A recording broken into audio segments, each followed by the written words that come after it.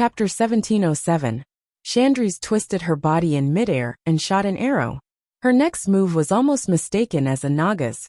Mortals couldn't shoot 3 arrows simultaneously, or 5 rounds of 15 arrows in a second. What was more terrifying was that the arrows were shot at the ceiling of the hall. When they flew in midair, they actually split into pieces. The fanatical believers looked up at the densely packed light spots. After they hit the ceiling of the hall, they did not bounce randomly. Instead, under the influence of a mysterious power, they were reflected back at a predetermined angle. The arrows whistled through the air and easily pierced through the bodies of the believers. In an instant, the side of the hall seemed to rain blood. The entire side of the hall looked like it had been plowed by Zhu Beiji's rake. Several rows of cursed believers fell. Lady Deathwhisper waved her skeletal hand. The believers who had just fallen into the realm of death stood up slowly. They were already immortals. Oh! Seeing their companions stand up again, the fanatical believers all let out excited voices. Immortality! Immortality! This was their greatest pursuit. The Feathermoon General sneered at the brainwashed undead. As she raised her arm, a rain of dazzling purple ribbons streaked across the void and shrouded the undead's heads. In the next second, the newly born immortals who had not fully climbed up had already turned into a pile of rotten flesh and blood. You want to be immortal forever? This is the immortality you want. Chandrese spat on the ground. Unexpectedly, Lady Deathwhisper raised her arms and shouted, "No one can escape from this world of death." Lady Deathwhisperer used Mana Barrier to block Magni's attack right in front of Chandrese. Then she used Death's Wither on Chandrese. The stench of death spread out. Mortals would die just from smelling it. Even though Chandrese's physique had greatly increased after entering the realm of hero, she still did not dare to take this attack head-on. To make matters worse, when she was rolling around, she was hit by a paralysis curse. She was a priestess and also a ranger, but she did not have a way to dispel the curse. At this moment, in this place where there was no profession that could dispel the curse, she could only take it head-on. "Magni, have you settled it?" Chandrese was not as easy to talk to as her adoptive mother Tyrant. He didn't care if his foster mother was Magni's equal or not. He would get angry when he needed to. Immediately, Magni was also having a headache. The lich in front of him was too stubborn. She actually dared to take on his Balrog hammer with her shield up. He had wanted to conserve his strength and use all his strength to hammer Arthas. But now, he no longer held back. He crushed a bead in his pocket. This was a treasure the rock guardian Alcavan had given him, and it was filled with the purest earth element. Hiss, Magni was on drugs. The dead shorty had become a big shorty. Its body was as large as a giant's, and it possessed unparalleled and terrifying strength. Combined with its massive burning war hammer, Magni Brawnbeard had directly taught Mistress Deathwhisper a lesson. Xiao! Xiao! Her powerful frost arrow originally had terrifying lethality against any close-range combatant. At this moment, it was completely impossible. Bam! The shield was destroyed with a single strike. Bam! 2 strikes knocked them over. Bam! 3 strikes whipped the corpse. The opponent, who seemed to be evenly matched just a moment ago, was defeated by Magni in 3 moves. The disciples of the Cursed God sect were scared out of their wits. When they screamed and tried to run away, Chandrese shot them to death like she was shooting rabbits in a hunt. Every corpse was given a small bottle of holy water, and the corpses started to have an unexpected chemical reaction. The corpses, whose souls and bodies had been corroded by the darkness, started to melt as if they had been poisoned by the corpse-dissolving water. Everything was done. Chandrese looked at this giant that was 3 stories tall, and his width was even greater than his height. She couldn't help but put her hands on her waist and scolded. "Hey! Why didn't you use it earlier? Hurry up and become small. We don't know what's going on with the others. We better hurry over." Magni glared. "It's not that simple. I have to expel the earth element out of my body if I want to become small. Once I do that, I won't dare to absorb it again. If the earth element is contaminated by the shadow energy, I will turn into a large death knight and smash you in the face." Chandrese looked at the entrance of the hall that was too narrow for Magni and curled her lips. She was clearly saying, "Do as you see fit." Magni rolled his eyes. He could only expel half of the earth element. In the middle of the ice-crowned fortress, King Varrock Salyafar was swinging his axe and smashing his son, who had become a scourge death knight, Adrano Salyafar. Behind the father and son, who were separated by life and death, was Grom Hellscream, who was silently watching the battle with Bloodhowl. Lord Howl was silent. The father and son before him represented the greatest sin of the Scourge army. It was already sad enough that the old had to bury the young. Now, the father had to bury his son again and destroy him with his own hands. Ignoring the continuation of life and trampling on the ethics of the human world. This was the Lich King's doing. Grom basically didn't make a move unless he saw the mutated blood fiends summoned by young Salyafar. These inferior monsters could bully professionals who had just stepped into the realm of heroes, but against a top-tier hero like Grom, it was a piece of cake. What was even more amazing was that young Salyafar was a typical Blood Death Knight. His moves were useless against Lord Roar, who was a pure energy creature. This gave Lord Howl more confidence to hold the line for Varrock. For the Lich King, poor child, not every small battlefield was dominated by the allied army. There were clear victories, and naturally, there were also those who were at a disadvantage. Although the allied army was the cream of the crop from tens of millions of people, those who could obtain a place in the Scourge army, which had hundreds of millions of undead soldiers, were not weak either. The entire ice-crowned fortress was filled with fierce battles.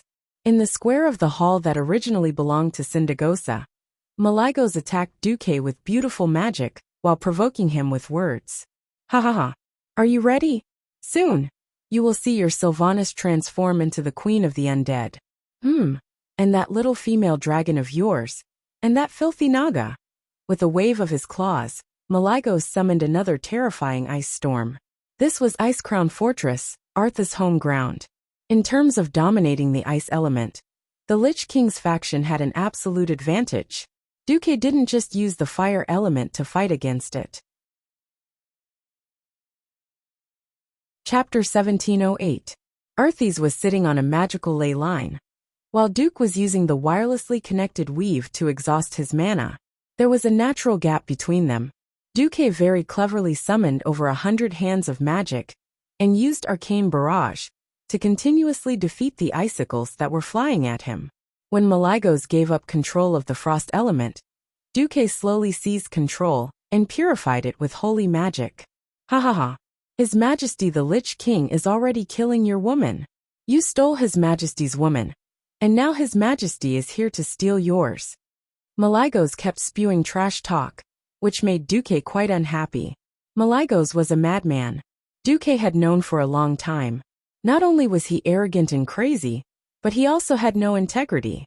In the Battle of Ancient Times, if he hadn't let the weakened blue dragons attack Neltharion in a rage, the blue dragons wouldn't have been wiped out, and his wife wouldn't have died just like that. After his wife died, he was afraid that his wife's ghost would haunt him, so he let her grieve in the far north for 10,000 years. Later, when his wife's corpse came back to life, Malygos didn't clean up after himself. Instead, he had sex with a red dragon girl, who could be his daughter in the magic pivot. He even played sadistic games and tortured her into insanity. Duque never knew why there were players who liked Malygos before he transmigrated in his previous life. Anyway, this guy might have been a bit like a dragon king before the Battle of Ancient Times. After that battle, this guy didn't do anything good. Even in his experience, Duque couldn't find anything excusable. Malygos' mouth really angered Duque. Wasn't Duque afraid that Sylvanas would become the undead queen again? Yes, of course he was. Before he transmigrated, Duque still had some longing for the valiant Sylvanas who wasn't queen. But now Duque didn't think about it at all. Who would want the woman who had been by his side for so many years, who was connected with him, and who was even willing to have children with him, to suddenly become a cold and terrifying corpse? Get lost. Only a moron would be willing. To be honest, Duque couldn't wait to destroy Arthas as soon as possible. He wanted to completely eliminate this terrible possibility that was infinitely close to zero. There was a moment earlier when Duque still had a chance to break through Arthas' trap, or at least bring Sylvanas back to his side. But when Duque discovered that Sylvanas's fighting spirit had skyrocketed after sensing Earthy's aura, Duque decided to give up. If you love someone, you must accept all of them. Duque looked forward to the Queen of Greece, who seemed to have walked out of the illusion into reality. He loved her courage to take responsibility for what she did, and her courage to break free from her fate in the face of adversity. Naturally, he had to accept her anger and hatred. Not only Queen Sylvanas, but the Windrunner sisters would never let Earthys go. However, eldest sister, third sister, and fourth sister buried this hatred deep in their hearts, while Sylvanas showed it all on his face. Let her be. If she didn't try, if she didn't do her best, she wouldn't give up.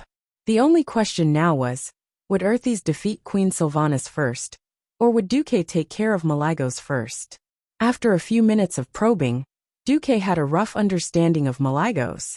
Among the undead dragons, bone dragons that fought with basic instincts, and under the command of high-level undead were the weakest. Because after losing their elemental dominance and spellcasting abilities, bone dragons seemed very strong, but in reality, they couldn't even beat a living dragon of the same level. After all, muscles and tendons were quite obvious bonuses for a dragon's melee attacks. One level higher were ordinary ice dragons. They already had bones, and because they still retained a relatively complete soul, they could control the elements and release simple frost dragon breath. Among the undead dragons, one level higher were like Syndagosa. Although she had lost the ability to think independently, 10,000 years of hatred made her soul extremely powerful. Magic was based on the existence of the soul. The strength of the soul also led to the improvement of spellcasting ability. If not for Malygos, the one standing in front of Duque today would have been his dead wife, Syndagosa. And the highest level was undoubtedly an undead dragon like Malygos. Because Dracolics specialized spellcasting abilities, the price they had to pay was that they couldn't preserve the power of melee to the greatest extent. For the blue dragons that relied on spells to survive, this was the best choice. If not for the previous interception, which cut Malygos' body in half and intercepted the Titan runes, Malygos in the form of a Dracolic would probably be even more powerful. Frankly speaking, even with a large number of Titan runes in the elemental domain, Duque really didn't dare to say that he could suppress Malygos, who had the geographical advantage. Perhaps this was the main reason why Earthys had specially sent him to stall for time. Ha ha ha. Hate your powerlessness. Lament that your women are going to become undead. Duke Marcus, this is your punishment for offending me. Once I kill you, you and your women will become my slaves. I will torture you. I will torture you for 10,000 years. Malygos, who was in a state of madness, kept shouting. Duque didn't know if he should curse at the Blue Dragon King, who had completely let himself go after the fall. In the sky, the dancing snowflakes quickly gathered at one point under the Dracolic's control. In less than a tenth of a second, they formed a giant icicle that was big enough to pull the pillars of Orgrimmon. When he threw the icicle at Duque, dozens of shining blue arcane missiles pierced into the icicle like spears. The arcane energy killed the frost elements and caused an intense explosion. The destructive power spread out and accelerated the icicle's collapse. The splashing frost elements in the form of ice shards and mist shot countless snowflakes in all directions. This scene was like the fireworks that Duque had seen on New Year's before he transmigrated. Unfortunately, there were only two monotonous colors, snow white and arcane blue. Haha, Duke Marcus, you're finished. As long as one member of the hero team dies, your invincible legend will be shattered. They will immediately join the Calamity Army and defeat the heroes that you're so proud of one by one like a snowball. Just wait to face the Calamity Army formed by your women and subordinates. Oh, is that so? Duque smiled faintly. He had to admit that Malygos' words were a little bit right. All along, there had been too many powerful people who died in the early stages of history. When the return of the Legion came, there was always a sense of heartache. For so many years, Duque had been holding the command of the hero team. This was what he was afraid of. Victory kept accumulating, and Duque was a little worried again. He was like a nanny or a spoiler, telling everyone the enemy's strategy in advance, and then winning. Would such a victory be able to temper a strong individual to take charge of an area? Chapter 1709. The alliance was getting stronger and stronger. However, after Duque came to power 15 years after the Dark Portal, the new ballads that were sung in the taverns lacked a sense of history. A victory without sacrifice could preserve vitality to the greatest extent, but on the other hand, it couldn't sharpen the strongest will. Gradually, Duque discovered that there was an uncontrollable blind optimism in the upper echelons of the alliance. Yes, the 3 leaders of the Burning Legion had fallen, or at least that was what it looked like. The 2 ancient gods had also been defeated. What could stop the alliance's hero team? No one said it, but that was what they all thought. In such a good situation, it seemed that everyone was a little complacent. Duque couldn't imagine what would happen if they continued to maintain this mentality when facing the Burning Legion's apocalyptic attack. But he couldn't deliberately lose a battle of this level. He could only hope that there would be a suitable battle. It was difficult. Phew. Letting out a long breath, Duque's eyes became determined. He understood his future path a little bit, to delegate power, and let the leaders face the storm alone. This path might be difficult, and it would be accompanied by blood and sacrifice, but it was necessary. But before that, he had to defeat Earthes first. The magic that was bombarding him seemed to have nothing to do with Duque anymore. He fell into a strange state of tranquility. A tish was raised high in his left hand as if to show off, and the bright arcane light almost blinded Maligo's ghost eyes. In fact, Duke's right hand, which was behind his back, was actually holding his Song of Light and Shadow. System Elf. Activate Arcane Storm in 10 seconds. Understood. In 10 seconds, the situation on the battlefield, which had almost become a fixed pattern, suddenly changed. Maligos was caught off guard by this fierce attack that came almost without warning. The aura of almost squeezing out every drop of magic power really shocked Maligos. According to his estimation, not only did Duque exhaust the magic power of the magic circuit in his body, but he also didn't let go of the magic power of the external magic net circuit attached to it. For a mage like Duque who grew up in the orthodox way, arcane magic was the absolute foundation. Without the support of the arcana technique, it would be difficult for him to use the ice and fire elements smoothly. Duque's actions were tantamount to destroying his own foundation, at least in the short term. Is Duque mad at me? Or is Sylvanas really his reverse scale?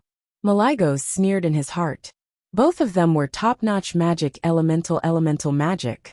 In a situation where both of them had similar levels of mystery and concentration of elemental magic, the deciding factor of victory was no longer magical techniques. The key to victory was usually the amount of elemental reserves, vitality, and magic resistance of each other. From Maligos' point of view, he had the support of the Lich King's magical ley line, while Duque had the magic net that connected the 4 major elemental realms. In a situation where they could not cut off each other's elemental supply, this battle would become a long one. That was exactly what he wanted. He believed that the Lich King would finish his battle before the outcome of this battle was decided. It would be difficult for Sylvanas, who only used the wind element, to break through Arthas' defense. While the power of lightning was impressive, it would be difficult to defeat Arthas, who had the home advantage. When her offensive weakened, it would be the end of the battle, and Arthas, who had more stamina, would win. Maligos did not know that Duque had made the same judgment faster than him. Tens of thousands of arcane energy beams, which looked like turbulence, but were actually precisely calculated by the system, shot out in less than 1/100th of a second. They collided with each other, and then bounced out at all kinds of unimaginable angles like pinball balls. Faced with such an exaggerated and seemingly chaotic group attack, Maligos did not react at first. He thought that it was absolutely random. That was until he saw, to his shock, that the ice storm he had pushed out to meet the arcane storm was easily destroyed. Every ice prism was blown up by an arcane energy ray that was shot at the most scorching angle, at the most precise angle. Be it large or small, the ice elemental clusters were all scattered, turning into true elemental turbulence. For the first time, Malygos found that he had lost control of his large-scale spell. The ice tornado, which should have been spinning wildly in a clockwise direction, suddenly showed signs of collapsing. Left with no choice, Malygos roared and stretched out his claws, using almost all the ice elemental clusters he could summon at that moment to pour into the ice tornado in front of him. Under his all-out attack, the ice tornado, which had been slightly scattered and shrinking, expanded again. Its size was at least twice as large as before. But Malygos immediately realized that something was wrong. The arcane storm's energy beam was still spicy and tricky, but the total amount of arcane elements injected was obviously not right. This was a classic case of a lack of follow-up. Arthas could not completely exclude other elements from entering the fortress, so naturally, he could not completely cut off the magic power and elemental supply from the magic net to Duque. This seemingly unexplained drop. Ha! Malygos roared angrily and spat out a mouthful of dragon breath at Duque. The former Dragon King's dragon breath was powerful, but in the eyes of an elemental sculpting expert like Malygos, dragon breath was simply a torrent of energy. It was powerful, but the efficiency of using the elements was too low. He couldn't care so much. Under his nervous gaze, he didn't know if he was lucky or not. The dragon breath that gathered the incomparably pure ice elemental clusters was like a raging wave. It easily eliminated the interference of the large and small arcane energy beams and hit Duque, who was originally standing on the steps of the square. There was no ice barrier, no magic shield, not even a trace of panic. The moment before Duque was completely engulfed by the frost dragon breath, Malygos saw the mocking smile on Duque's lips. That was the smile of a cunning scheme succeeding. At that moment, Malygos felt that his heart, which had stopped beating long ago, seemed to have regained its vitality. Then because of the most intense shock, it suddenly jumped. Not good, Malygos cried out. It's too late. At that moment, 100 meters above Malygos' head, an arcane energy cluster that seemed to be unable to cause any damage to the Dracolich suddenly exploded. The real Duque appeared. At the same time, Duque shot out like a cannonball and crashed into Malygos at high speed. With a thought from the Dracolich, ice dragon ghosts of various sizes appeared in the void beside him. They opened their mouths and released countless powerful ice elemental magic attacks. These spells hit Duque, who was charging down at high speed. It was like a surging wave crashing into the bow of an icebreaker, and then parting to the sides. However, the waves that were knocked away were made of white ice elemental lines. Chapter 17:10. This is, as if mimicking the constriction of a human's pupils, the two soul flames in the eye sockets of Malygos' dragon skull shrank instantly. The muscles on his face that had dried up due to the loss of life could not reflect the former Blue Dragon King's shock and anger. However, the elemental waves on his body clearly showed that he was temporarily out of control of the surrounding elements. Even if this temporarily only meant less than 1/10 of a second, in a battle between demigods this was enough. The ice elements that were thrown out were harder to retrieve than water that was spilled. On the surface, it looked like he was going all out, but it turned out to be Duke's bait. Malygos played all his cards at once. It was a classic big move that missed the enemy, and he felt extremely uncomfortable. The ice dragon spirits that he summoned were the soul cores of the ice dragons that Duque had destroyed in Rotterdam. After Malygos, the Blue Dragon King, surrendered, Arthas was no longer interested in holding on to these dragon spirits. He only wanted to hold on to Malygos' soul cores. Malygos hoped that these ice dragon spirits could interfere with Duque, even for a moment. He was destined to be disappointed. His subordinates from 10,000 years ago were useless. Duque raised a tiche high in front of him. The blue light that bloomed from the drumstick was a strange spell made of high-purity arcane energy. It was similar to a subspace effect. All the elements that crashed into it were repelled without exception. It was not a matter of whether the elements could cause damage, but the air around the tip of the staff did not allow any form of energy or elements other than Titan energy to exist. This was the crushing of a high-level mystery against a low-level mystery. Don't underestimate me, Malygos roared. Facing Duque, who was diving down, Malygos stretched his neck and bit at Duque with the speed of a viper's tongue. He had to admit that this move was a bit unexpected. The strongest thing about dragon liches was their magic. Their spellcasting ability was so powerful that it was easy for people to forget that they were dragons before they were liches. The sharp teeth of a dragon could tear apart 99% of the existence in this world. Even Duque, who already had a demigod body, was definitely not in that 1%. Bitten? Almost there? Just from the taste alone, Malygos knew that he was about to bite Duque. Duque was practically delivering himself to the dragon's mouth. He ran headfirst into Malygos' big mouth that was filled with the stench of decay. According to the normal procedure, Duque would be swallowed in one gulp. Even if the former Dragon King's stomach had withered and shrunk, as long as there was enough shadow energy, Malygos could still recover some of his body's functions. For example, he could quickly secrete gastric acid and melt Duque. This was Duque's real body, without a doubt. Malygos could almost imagine how delicious it would be to swallow this despicable kid, who had stepped into the divine realm as a mortal, and made him disgusted and angry. Perhaps his taste buds had degenerated, and he could no longer taste anything. But that kind of spiritual satisfaction must be indescribable. Just as Malygos was thinking about swallowing, Duque's cold voice suddenly came from his mouth.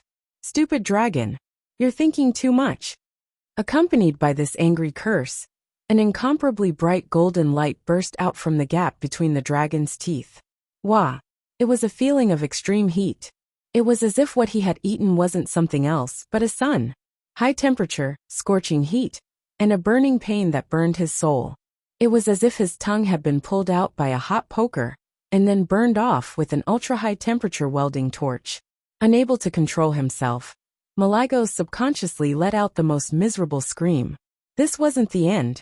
Duque pulled out Song of Light and Shadow. It was definitely not as simple as cutting off Malygos' broken tongue from his smelly mouth. This was just a part of his plan. In less than 1/3 of a second, Duque, who had switched to a sword, had become one with it. He directly broke through Malygos' rotten chin muscles and pierced through. A golden light flashed and connected Malygos' chin and chest. The sharp golden sword rotated clockwise at high speed, turning into a terrifying drill. VVVVVV. When all the strange sounds were squeezed into 1 second, it sounded like a special elongated sound. The sturdy dragon scales, dragon skin, and thick muscles that Malygos had been proud of when he was alive had weakened due to the passing of his life. These dull-toned items didn't even feel as good as a top-tier epic-ranked shield. As Malygos screamed and subconsciously retreated, Duque's divine artifact longsword finally broke through the rotten chest and pierced deeply into the soul core that was suspended in the middle of the chest, replacing the roll of the heart. Divine golden light, with a small amplitude of tens of thousands of times per second, fiercely attacked this big walnut that was condensed with the powerful power of darkness. The black soul core, which had been greatly strengthened by resentment, anger, and other negative energy, kept making its final struggle. Everything was in vain. The moment the blade of the divine sword passed down from the Pantheon temple touched the core, the result was decided. No matter how much it resisted, it couldn't escape the crushing of fate. Crack. In the soul world, what Duque heard was a sound that sounded like an egg breaking. Woo! In the end, Malygos let out a soul lament that wanted to cry out but couldn't. As the soul core was destroyed, it became smaller and more ethereal. Even after being cut in half, the huge dragon body quickly lost the ability to move. The former king of magic, lord of the blue dragons, and one of the 5 dragon aspects of Azeroth, Malygos' soul annihilation. It entered the chest and came out from the back. When Duque pierced through Malygos' body and stood 100 meters behind him, the huge rotten body collapsed with a bang, causing smoke and dust to fill the air. Duque didn't even look at it.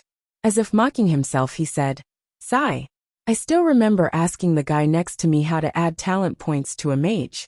What did that guy say? Add 1 point to something that will shine, then add points to charge, armor piercing, and fury. You'll be a good pharaoh." At that time, I thought it was a joke, but now I feel that what this guy said is the truth. They said that everyone was a noble pharaoh, using mystery and mysterious magic to determine the winner, and then fighting like hooligans, using melee combat to determine the winner. Just thinking about it was enough to make one drunk. Duque shook his head and spread his divine will, quietly casting his attention to the other battlefields. Chapter 1711. Tyrion was fighting rotten intestines. As the wielder of Ashbringer, Tyrion's attack power was not low. Paladins were famous for being able to fight, carry, and heal people. Apart from a slight lack of mobility and low attack power, everything else was an advantage. Now, even his attack power had increased. This Tyrion Fordring, as long as he didn't encounter an enemy with high agility and running around, anyone who saw him would have to call him Grandpa. The title of Empress Dowager was not undeserved. Originally, it should have been easy for Tyrion to deal with a mutant monster leader. However, rotten intestines, as the boss used by the Scourge to hold the fort, naturally had its own uniqueness. Since Nazul became the Lich King, the Scourge had been committed to various taboo experiments. Among them, the plague experiment was the most fruitful. The disgusting thing about rotten intestines was that it would constantly make a fuss about poisonous gas. As soon as Tyrion was thrown in front of rotten intestines, the field had already been injected with orange withering poisonous gas.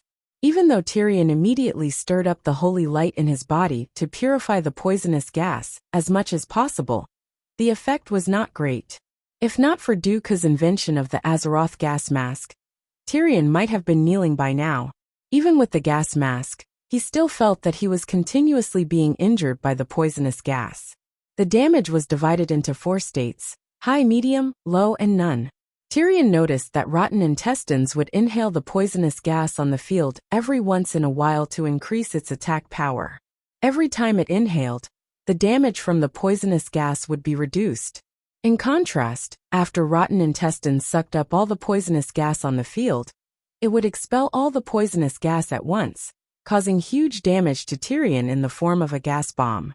At the same time, the poisonous gas damage on the field returned to the highest. However, Tyrion could not kill it directly with Ashbringer even with all his strength. The deformed flesh that was born from countless taboo experiments contained unimaginable evil power. The high concentration of shadow energy in these flesh and bones desperately resisted the invasion of the holy light. Even with Ashbringer's full strength, it could only turn about 1/10 of its flesh into ashes. Oh, a monster specially prepared to restrain Ashbringer? Tyrion was not young anymore. He had long passed the age of impulse. If he had just become a paladin, he might have rushed to attack recklessly.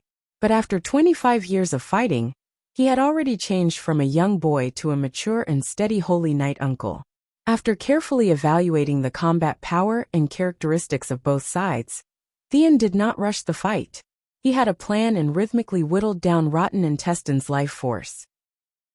The Empress Dowager was still able to hold her ground against rotten intestines, but not everyone had a suitable opponent. For example, Gavin Rad was having a hard time. His opponent, Rotten Face, was a typical monster that countered him. Although rotten noodles had the same appearance as rotten intestines, their attack mechanism was completely different. It would cast aberration infection on Gavinrad. At first, after Gavinrad dispelled this strange disease, he did not notice it. He immediately discovered that the virus spores that had been expelled from his body had actually absorbed the foreign objects in the air and on the ground, and soon turned into a small sludge monster. At first, Gavinrad did not pay attention to the green poop. In the end, after going back and forth a few times, there were too many small sludge monsters. When it came to large sludge monsters, Gavinrad had a hard time. This big guy's attack was very high, and it just so happened that it was the type that countered him. Holy light and physical attacks were ineffective against the ooze monsters. However, he did not have many elemental attacks. It was true that the wind sword in his hand had natural elemental attacks, but the problem was that it was very difficult for physical attacks like the wind blade to deal heavy damage to the ooze monsters. Left with no choice, Gavinrad could only run while being chased by the ooze monsters, constantly looking for opportunities to attack Rotten Face. His holy light could drive his body to heal, but he could not replenish the blood and energy he had lost. This battle was not only a test of willpower, but also a judgment of the battle's situation and an inference of the enemy's characteristics. Because of Anastrian's betrayal, and because the alliance had cooperated with the Horde during the fight against the Burning Legion and the expedition against Illidan in the Outland, the leaders of the Calamity Army were all very focused. Apart from a few places, such as Varians, where Brawl was heavily injured in exchange for a quick victory, the rest of the battles were rather difficult. The most dangerous one was naturally the battle under the Ice Monarch. Vash's 6 weapons slashed at Arthas almost at the same time. In terms of speed, the Naga Queen was definitely above the Lich King. This was her greatest characteristic, and Vash was also prepared to make full use of this advantage. Unfortunately, the 3 women present were too unfamiliar with the skills of the Death Knights. Before entering the Ice Crown Fortress, it was true that every leader had been asked to discuss the skills of the Death Knights with Darian Mograine. However, most of the skills that the Lich King passed down to the Death Knights were weakened versions. Moreover, the effects of the skills used by the powerhouses of different levels were also very different. Blowing the opponent with cold wind and infecting the enemy with frost plague, this kind of cold touch, which reduces the opponent's attack speed, was used by Darian. For genuine demigods like Vashj, it was only an itch. As the Lich King rushed out, Vashj only felt extremely cold air coming from the sky and the earth, attacking from all directions. It directly forced its way through the gaps of her scales, and through the pores that were supposed to be closed. It was a terrifying chill that could freeze one's bloodline, and even numb one's soul. Even Queen Shi and Onyxia, who were watching from afar, could clearly see Vashj's movements slowing down.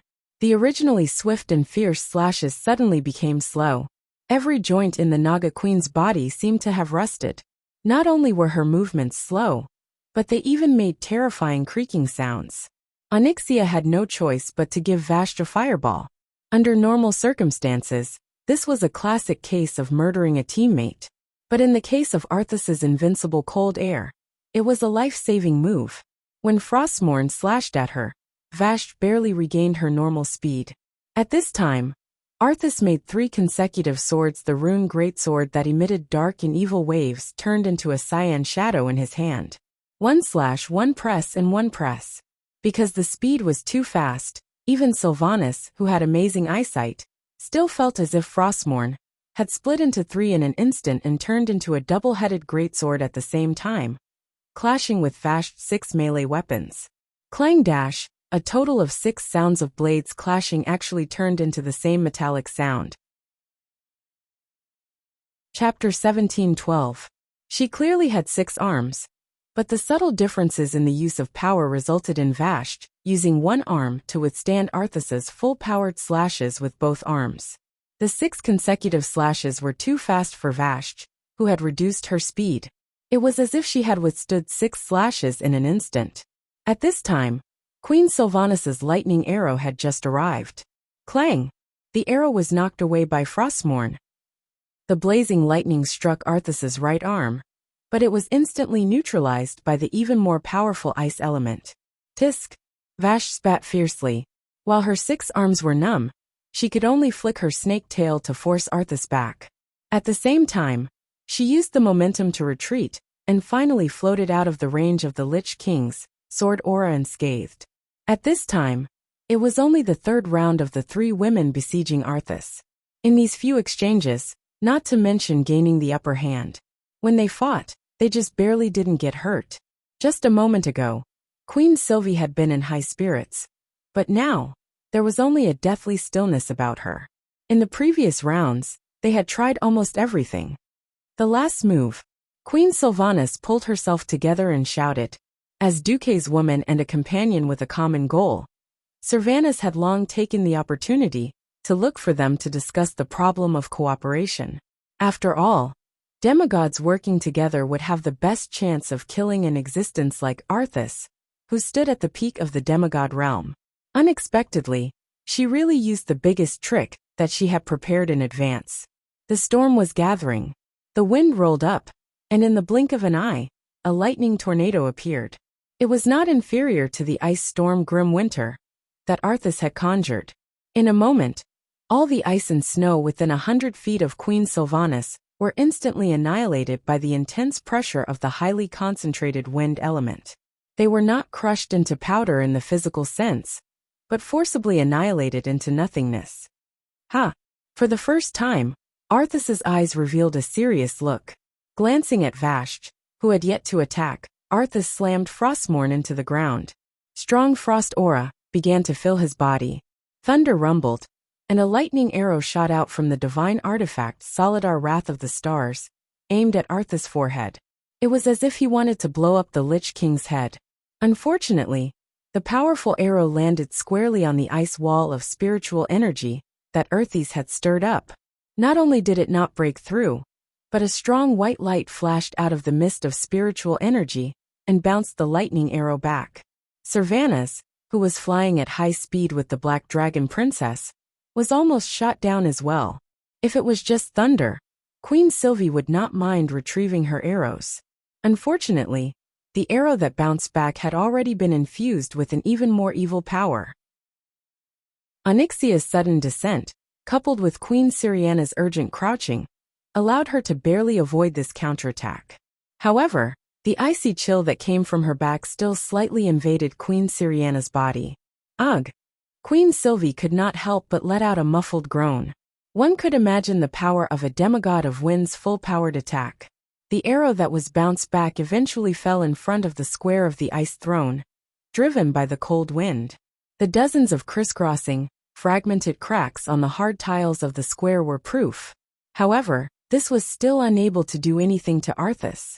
But it was enough to attract his attention.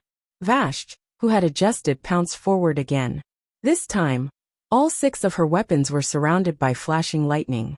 The crisscrossing blade radiance formed a ball of destructive light. The frost aura that Arthas had set up in the surroundings was also dispersed by this storm of blades. Arthas raised his left hand, and a ball of ice elemental energy swept towards Vashj like a mage's icicle spell. But her 6 swords had already turned into a meat grinder along with her body, madly chopping at the elemental energy that was coming her way. On the epic-level weapons, the sharp edges of the blades flashed with lightning. However, these epic-level weapons that could split open the body of any Iceground Fortress leader seemed to be under great pressure, and they let out a trembling sound that symbolized weakness. Queen Sylvanas, who was on the dragon's back, could not help but let out a scream. At this moment, with a series of cracking sounds, those epic weapons that were incomparably precious in the eyes of mortals actually shattered like fragile glass at this moment. Not to mention Queen Sylvanas, even Vashj herself was stunned. Seeing that Frostmourne was fiercely slashing towards her, Vashj finally pulled down her face and took out 6 epic-level shields from her storage bag. Bang bang bang.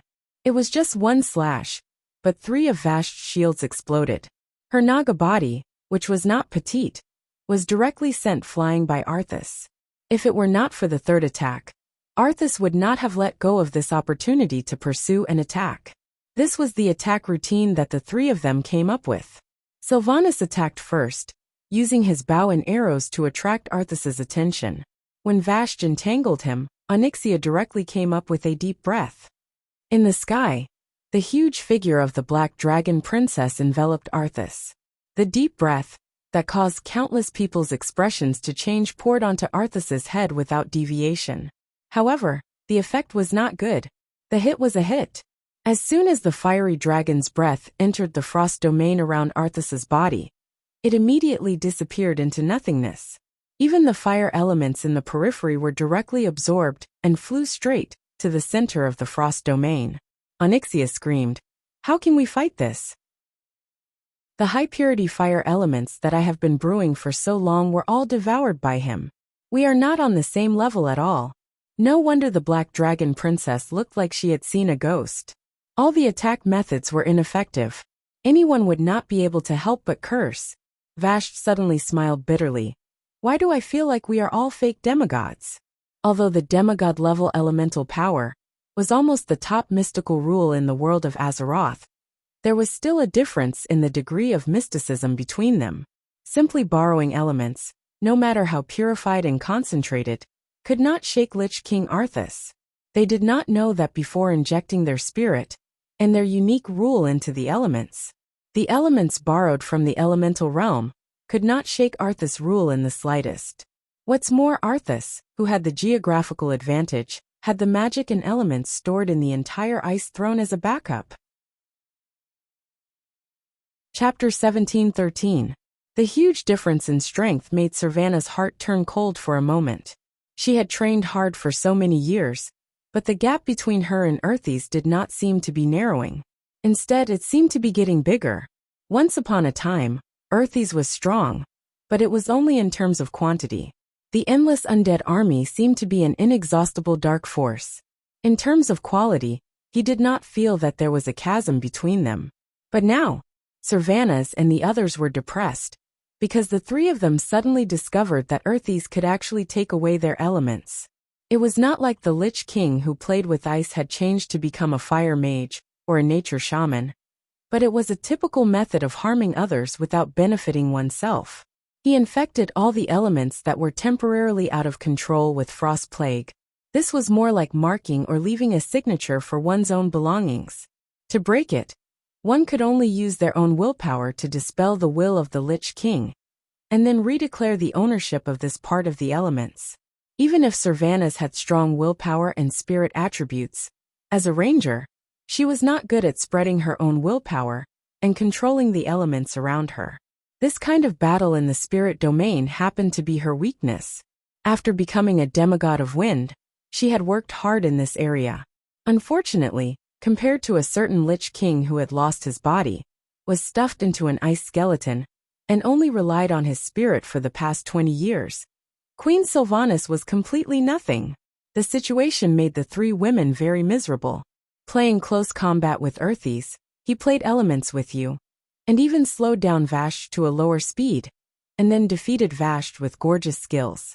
Playing elements with Earthes, the three of them could not beat him. Left with no choice, Servanas could only encourage the female dragon under her to fight head-on. Onyxia, now it's up to you. You don't want to go back and punish Duque, do you? This actually I'm not afraid. If it's a small punishment, I will. If the dragon's face was not black, it was estimated that the dragon's face would be red. Queen Sylvanas heard the sound of saliva swallowing. Queen Sylvanas cursed the shameless dragon in her heart, and could only change the direction. You also don't want Duque to ignore you. If it's a placement play, damn.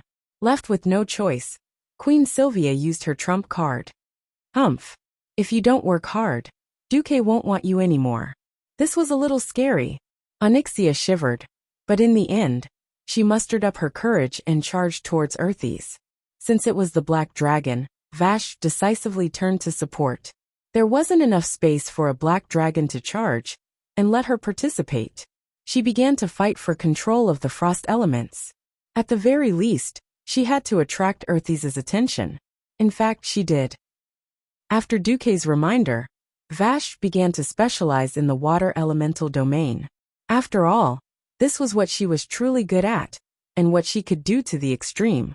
Frost is a derivative of water. While Vashj was focused on fighting for the water elements in the air, Arthas did feel threatened.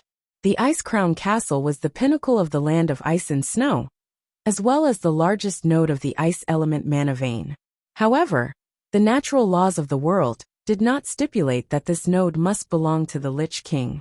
Vashj seizing control of the water elemental energy, here was no doubt digging at his roots. As the two fought, it was clear that this was a tug-of-war, where one side had the absolute advantage. After all, Earthes could quickly corrupt the frost elements and bring them under his control, while Vashj's purification of the shadowized frost elements was too slow. However, if he dared to let it go, Vashj would dare to snatch it. She didn't hope to succeed. She just wanted to attract Earthes' attention. This was the spiciness of Vashj. Earthes had no choice but to free up his left hand and spread his fingers, strengthening the control of the frost elements in Vashj's direction. A chance! Onyxia was secretly delighted. She couldn't help but flap her wings a few times, suddenly raising her already very fast speed to the highest level. On her back, Queen Sylph knocked an arrow, and once again condensed a powerful lightning arrow, preparing to slap Earthes in the face at almost zero distance. Ho ho ho! How terrifying was a dragon aspect's all-out charge. One could tell just by looking at the frost elements that were forcefully pushed aside.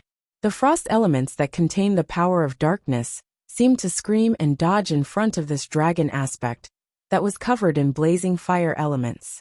The frost elements that were pushed aside continued to spread to both sides, bringing about endless waves in the entire space of the throne. The overly condensed frost elements swept across the already narrow throne platform, and thick pillars were instantly covered in a thick layer of ice wherever they passed. The pillars that were supposed to be incomparably hard let out light cracking sounds. That was due to the pressure of a large amount of ice under the rapid freezing. If there was water in some of the small holes in the stone pillars, then when the water turned into ice, the increase in volume would in turn burst the stone pillars. Under the Black Dragon Princess's imposing manner, the three ladies all felt that Earthes would dodge. They were all wrong. Earthes did not dodge. Frostmourne slashed upwards from below, shooting out a sword wind. The destructive power of this top-notch artifact was completely revealed at this moment. The sword wind swept across the platform that was suspended in the void, and swept past a huge curved fong made of ice. A straight black line immediately appeared on the fong, and that black line went from bottom to top, directly splitting the hard fong that was as thick as a dragon's leg into two. Time seemed to be frozen at this moment. In Queen Sylvanas' opinion, the Black Dragon Princess could completely resist this blow, and then rush over to give Earthes a ruthless bite. Perhaps she would suffer some injuries, but at least she could open up the situation. However, with her resolute personality, she neglected Onyxia's cowardice, and also neglected that she wasn't Duque. If the one riding the Black Dragon Princess was Duque, she would definitely be 100 times more courageous. Even if she was facing Sargeras at full strength, she might have the courage to charge. Unfortunately, she was Sylvanas, just one of Duque's women. That natural distrust and the cowardice after being subdued made Onyxia flap her right wing at the last moment, and make a movement similar to a side roll. No, Queen Sylvanas only had time to let out a scream. It was indeed a dodge, but in the process of dodging, the Black Dragon Princess couldn't help but expose her dragon abdomen. Earthes raised the Frostmourne that had already been raised, and made another slash. As a last resort, Sylvanas shot out the thunder arrow that had already been charged. Chapter 17:14. Whether it was Sylvanas's lightning arrow, or Vash's elemental fight, whichever side succeeded would cause Arthas great losses. Arthas did not dodge or evade. Hundreds of cubic meters of frost elemental energy were snatched away from him. The lightning arrow, which would have been easily blocked in the past, hit Arthas without any hindrance. Due to the deviation of the angle, the arrow was aimed at his chest instead. Arthas took the full brunt of the arrow. Lightning snakes writhed in his chest, and even the skeleton carvings on his heavy armor cracked from the arrow. Cracks spread out like a spider web.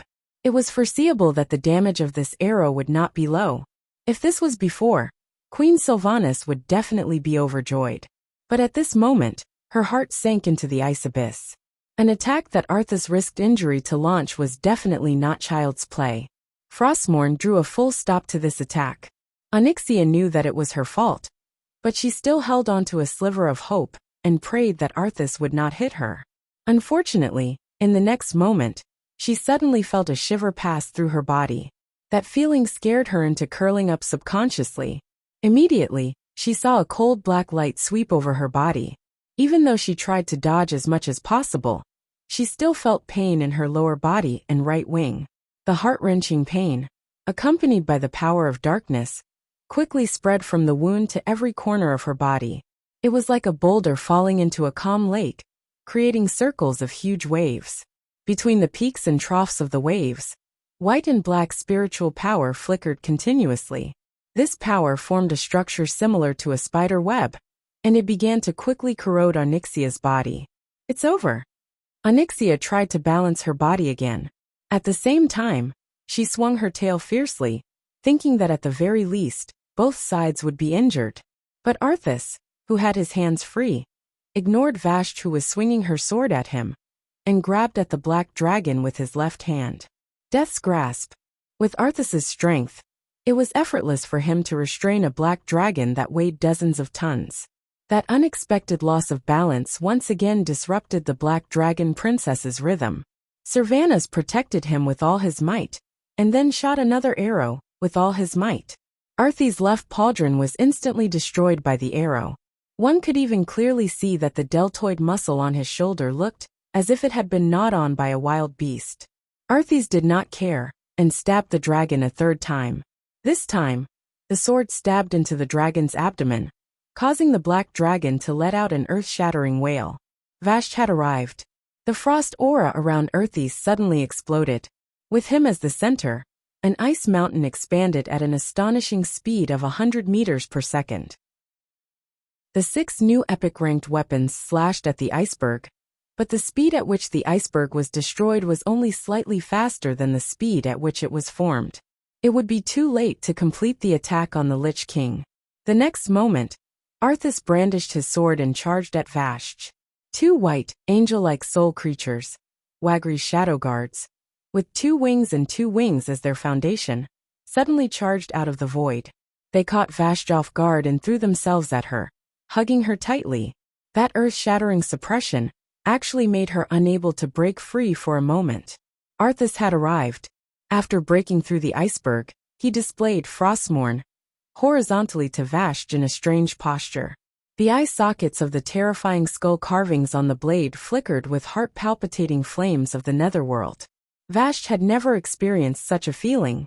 She couldn't help but look at the skull. Suddenly she heard a noisy soul voice. In this voice, there seemed to be hundreds and thousands of people talking and whispering.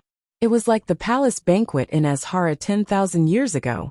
She clearly wanted to refuse this noise that constantly echoed in her ears, but the queen's orders forced her to listen to every voice, trying to find a secret conversation that was disadvantageous to the queen or herself. Vashti's mind was greatly disturbed by that vague, yet distinct sense of confusion. When she woke up from this disturbance, it was already too late. Arthas's fierce horizontal slash had arrived. It was a sword momentum that seemed to be able to split the entire world from the horizon, and there was no room to dodge at all. At this critical moment, all Vashti could do was raise all 6 weapons and futilely block in front of her. Bang! Bang! Bang! Bang! Bang! Bang! 6 consecutive crisp sounds, as well as 2 sounds that sounded like ripping silk, announced the failure of her final struggle. The blood drained from Vashti's face, and her fluttering red hair seemed to have lost its color. Even though she had already done her best to suck in her abdomen, she could not avoid heavy injuries. 6 epic weapons shattered, 2 arms chopped off, and her lower abdomen was directly cut open. This was the result. If she could, Vashti would rather see her intestines and organs spilled all over the ground than see her wounds without a drop of blood. This meant that the power of Frostmourne had already begun to completely invade her body. She was indeed a demigod, but a demigod's body could not be immune to even more powerful soul corrosion. Vashti knew that if she died before the Ice Throne, her soul would not even have the chance to return to planet Azeroth. She would become Arthas's slave like the former dragon aspect Maligos. Hiss! Jumping down from the fallen black dragon, Sylvanas' face had already lost all color. It was too tragic. She had originally thought that she, who had the weakest constitution among the 3, would be used by Arthas as a breakthrough point. She had always been on guard, always leaving at least 20% of her wind element to defend against Arthas' grasp of death. If she was forcefully pulled into close combat, she would have lost more than half of the battle. Evidently, her thoughts had been completely seen through and used instead. Arthas didn't plan to be the first to attack her. As long as he crushed Onyxia and Vashti, who had stronger constitutions, Servanas would be nothing more than a lamb waiting to be slaughtered in his eyes. Now Arthas flashed his sinister smile. Ha ha ha, pitiful female elf. Do you really think that your rage for revenge can burn me, the Lich King? Laughable. Too laughable. Without Duke Marcus you are nothing. Arthas' ridicule was like the sharpest sword, fiercely gouging into Servanas' heart. His revenge was being mocked. The blood of thousands of her compatriots was flowing in vain. Even she herself might very well follow in the footsteps of her compatriots, just like that blood queen Lanais, crawling against her will at the feet of this great enemy. Chapter 17:15. To Servanas, death was not scary. What was scary was that after death, she would have to serve an enemy whose hands were stained with the blood of her own kind like a slave. Elves were proud. They had a great history that they could be proud of, and a glorious magic civilization. Whether it was the magnificent architecture of Silvery Moon City, or the Long Song Forest that allowed elven rangers to enjoy nature and tranquility, they were the greatest inheritance and wealth of the elves. Arthas and his ugly, filthy scourge army, that should have been destroyed 1,000,000,000,000 times, had destroyed everything. They had destroyed the glorious inheritance of the elves, trampled on their pride, killed their friends and loved ones, and shamelessly enslaved their souls and bodies. This was a crime that could not be forgiven. The inextinguishable pride in her heart did not allow Servanas to make any compromises on the important matter of revenge. However, she saw Lanais, the respected counselor of the past. Now she served Arthas like a lowly whore. Arthas did not even give her a bone to obtain her loyalty and service. She also saw an Astrian. He could not resist the temptation of eternal life. He first pledged loyalty to Nazul, then rebelled. Then, he joined the Lich King Arthas again, becoming a man who was worse than a dog. Servanas could not accept such a thing. However, she knew that if it was her, she would not have fared much better under the endless torture and pressure of her soul. Was she afraid? No, she was not afraid. She had only made up her mind. If it came to the last moment, she would save the last lightning arrow for herself. That was an arrow that could destroy her body and soul. She already knew that she might not be able to take revenge personally, but at least she would not be the pitiful creature that groveled to serve her enemy. Servanas' furious golden eyebrows stood up at the greatest angle. Within her bright and beautiful eyes, it was as if there was a flame, a divine radiance mixed with thunder and lightning that continuously erupted. Compared to the rage and determination in her heart, the elements around her body were unexpectedly calm. Even the most violent lightning power in the natural world was as gentle as water. It quietly rushed over from the void and flowed into her body like rivers flowing into the sea. Duque, I'm sorry. What a joke. To actually break through at a time like this. It was like a sigh, but also a farewell. The malevolence on Arthas's face faded away and was replaced by a look of admiration. It was because at this moment, Servanas had already broken through his limits. This method of imprinting his own mark on every drop of elemental energy signified that Servanas had advanced from a bottom-tier demigod to a mid-tier demigod. Unfortunately, in the eyes of Arthas, who stood at the pinnacle of the demigod realm, she was far from enough. Hee. Based on your perseverance and growth, you are qualified to be the second leader of the Calamity Troop. The corners of Arthas's mouth curled up. I haven't forgotten the hatred of the past. Duque stole my woman, broke my arm, and cut off my waist. I can't let this go unavenged. Because this is my dignity as the Lich King. Haha. I'm really looking forward to seeing Duque's expression when he sees that all his women have become undying. How terrifying was the all-out attack of a mid-level demigod. This is very difficult to estimate. Arthas was not afraid, but he had to consider the upcoming battle with Duque. It was worth it to be able to turn Duque's arm and lover into his support, and at the same time, attack Duque's spirit. If this was the Arthas before he fell, he might not have bothered to do this. After he killed his father, Tyrrhenus, and his master Uther, all the morals and ethics of the human world could no longer be used to restrict his actions. An ice river suddenly exploded under Arthas's feet. With a light tap of his left foot, Arthas's body flew into the air.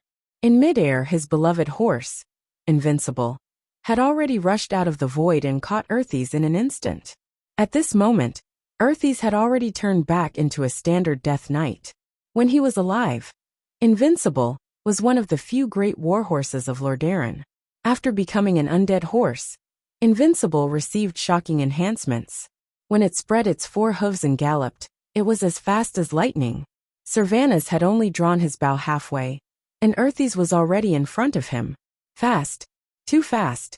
With the unstoppable force of Invincible. A terrifying sword that seemed to be able to split the sky and earth came crashing down. The atmosphere was shaking. The elements were trembling.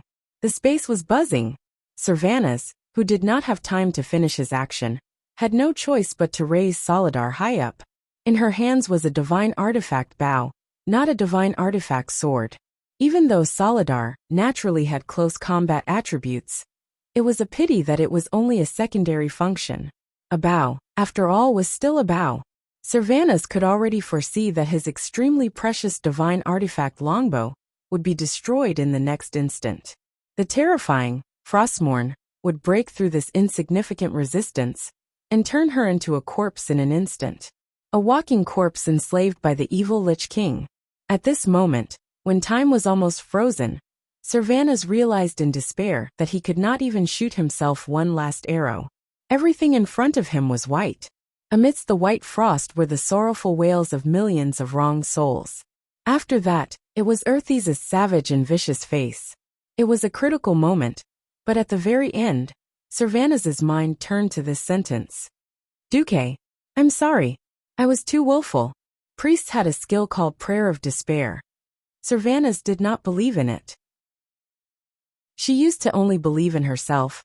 But if God gave her a chance to do it all over again, she would choose to believe in Duque.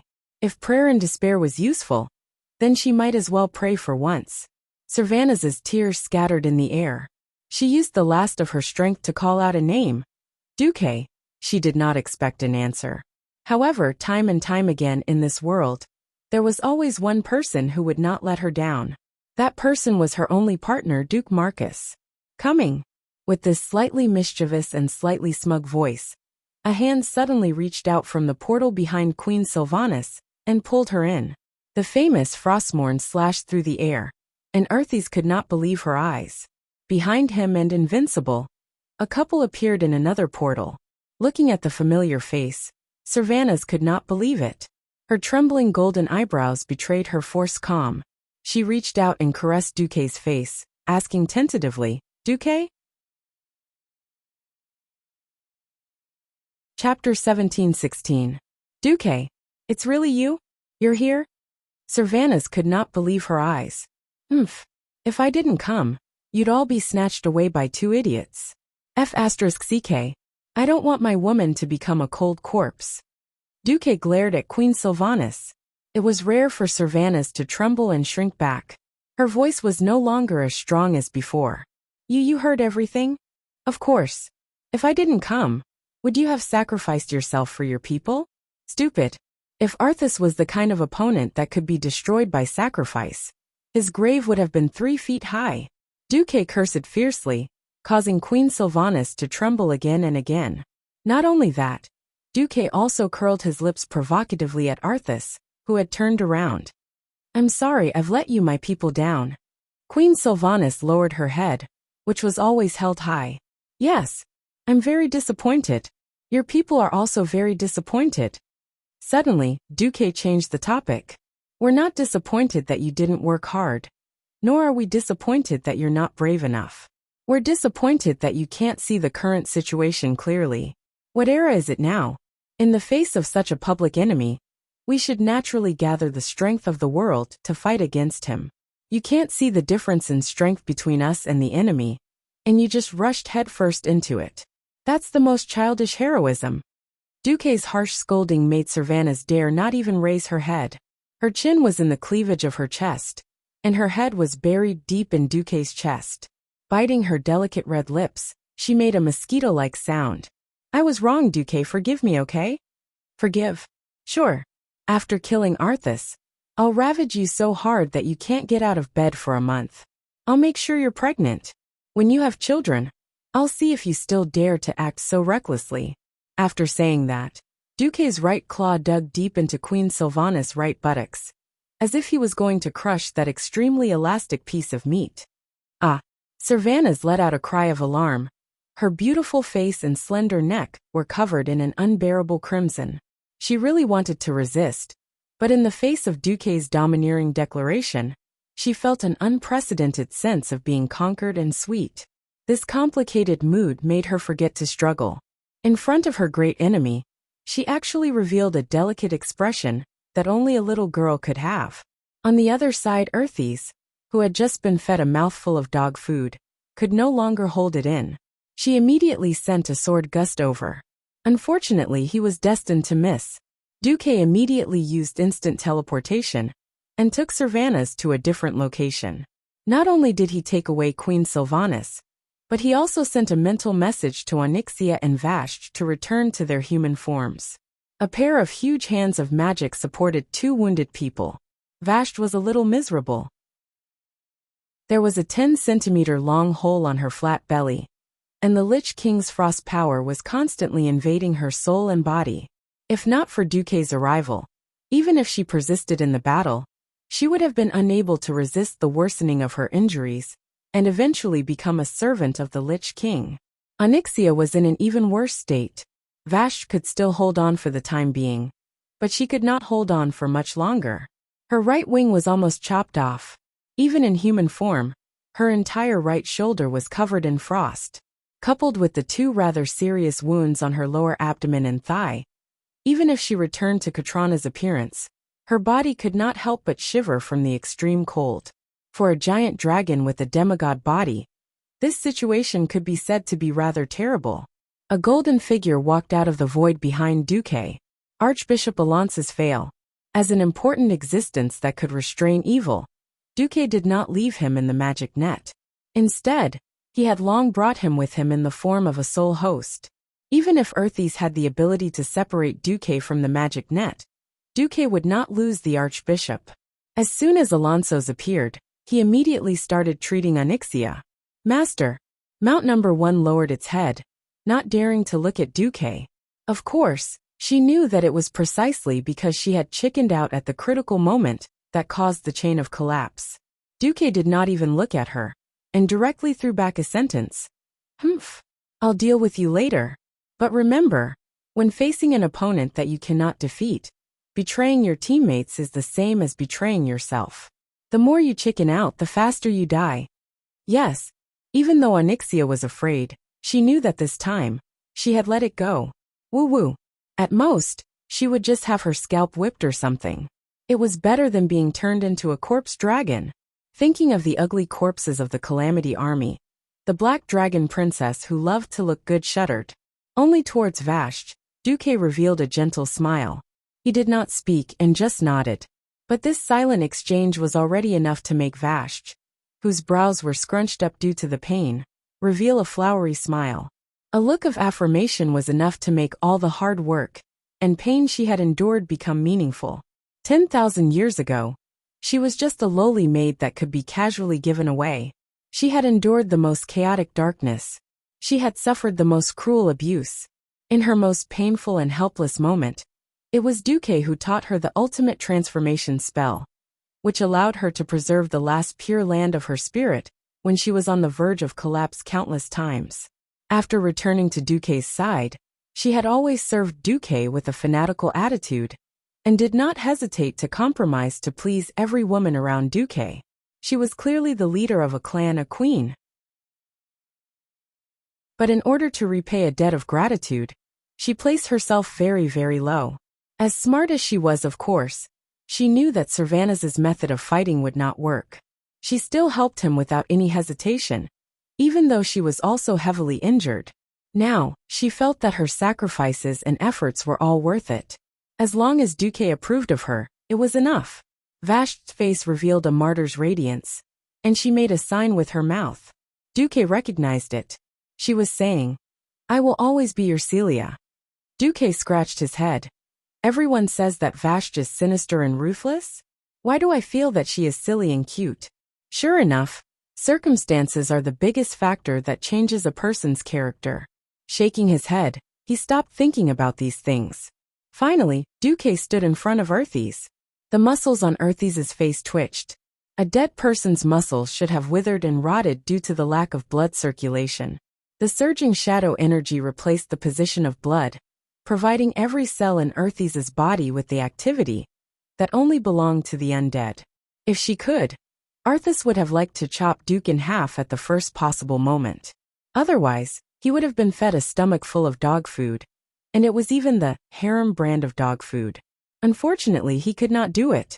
The second Duke appeared, Duke's attack began. Chapter 17:17. At first, Arthas thought that Duke would be like Vashti, fighting with him for control of the surrounding frost elements.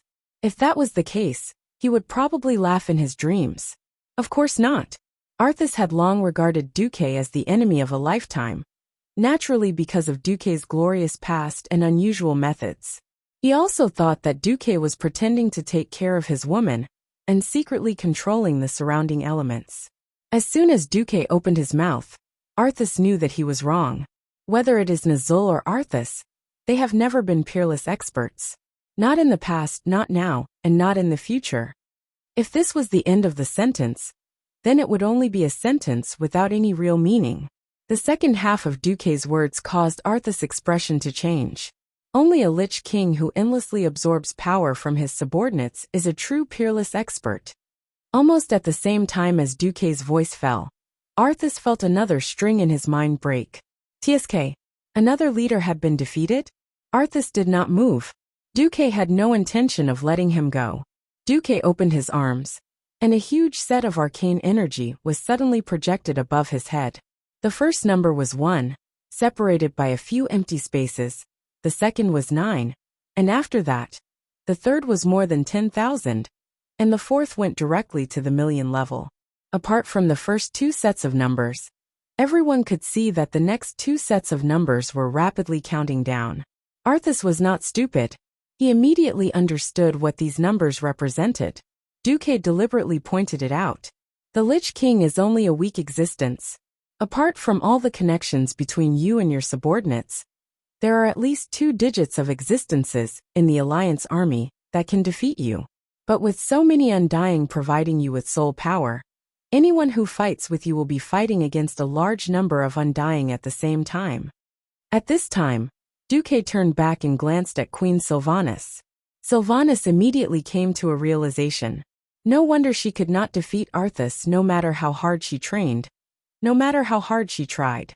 Fighting the Lich King meant going head-on against the undead army that numbered more than 100 million.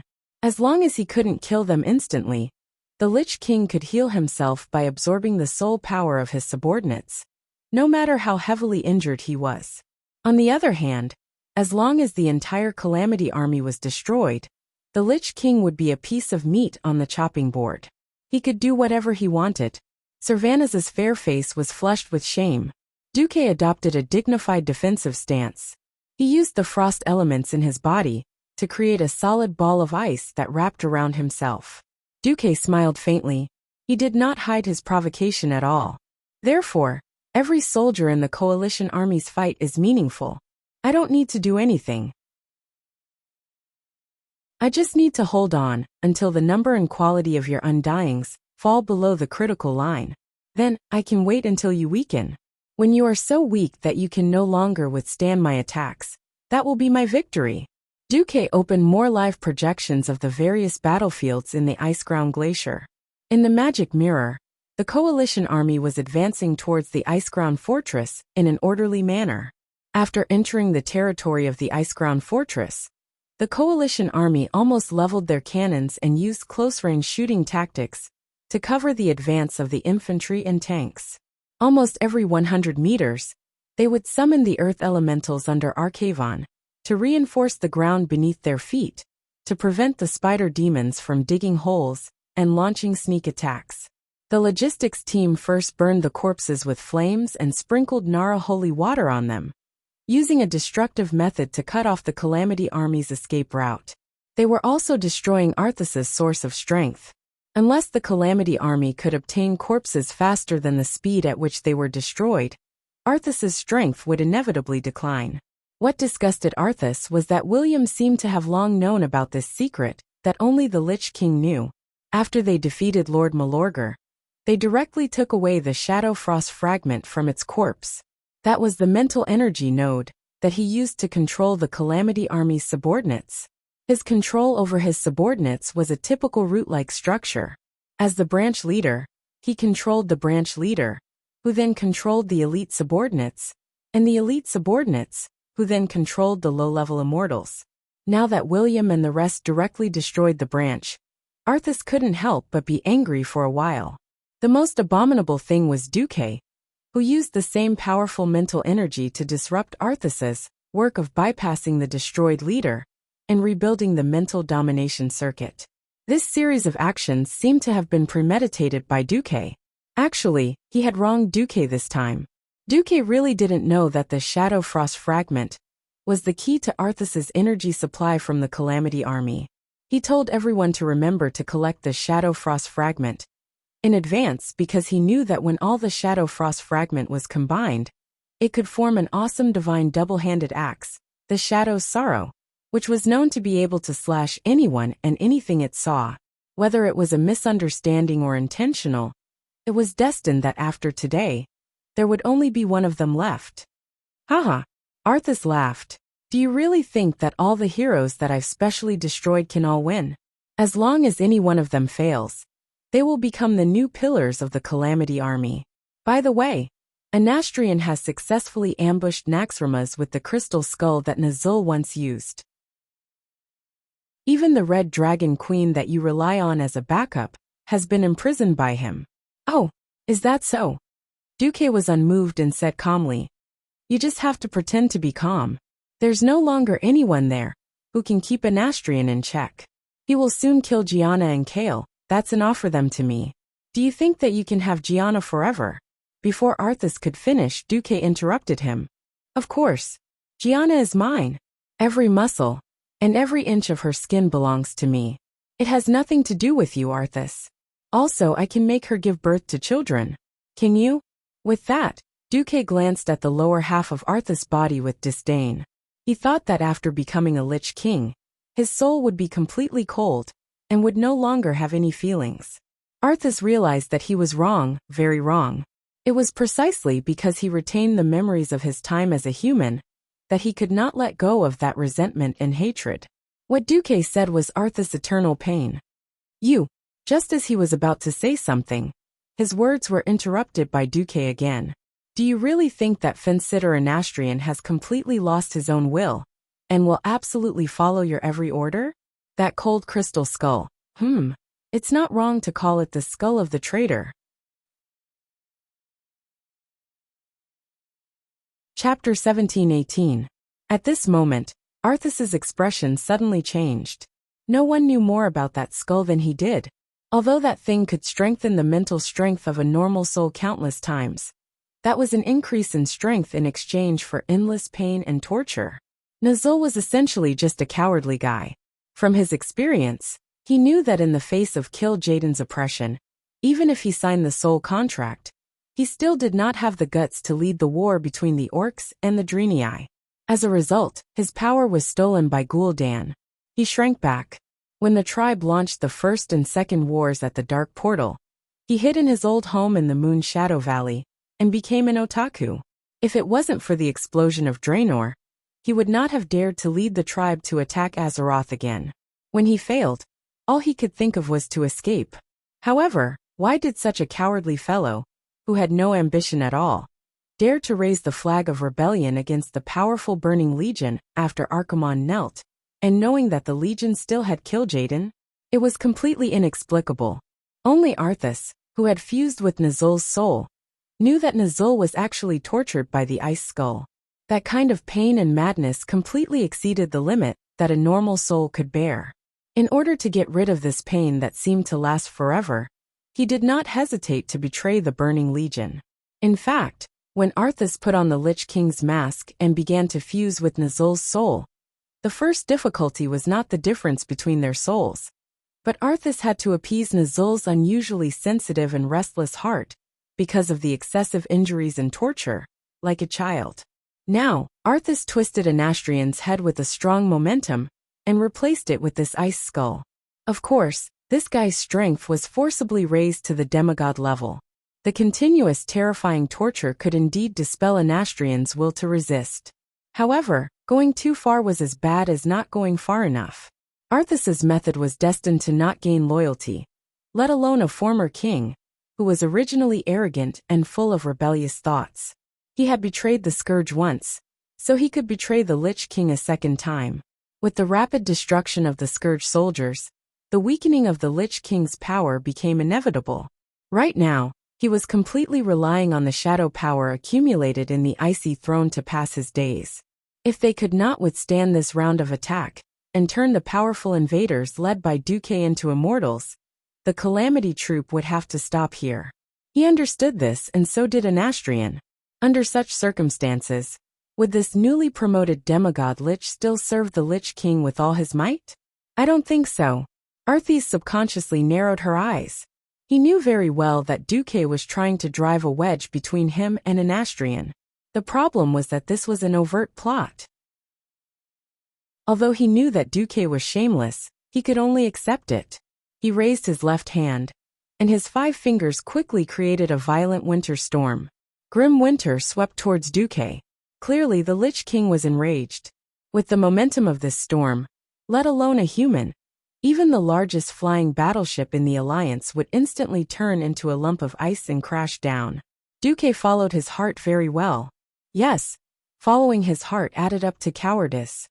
With a stomp of his right foot, an octagonal ice fortress that wasn't considered large rose from the ground. It seemed that Duque had built it as easily as building an Eskimo ice hut. This B***** actually had the mood to summon Sylvanas, who was originally protecting the other 2 women. She pointed at her shoulder. Come, your man is tired.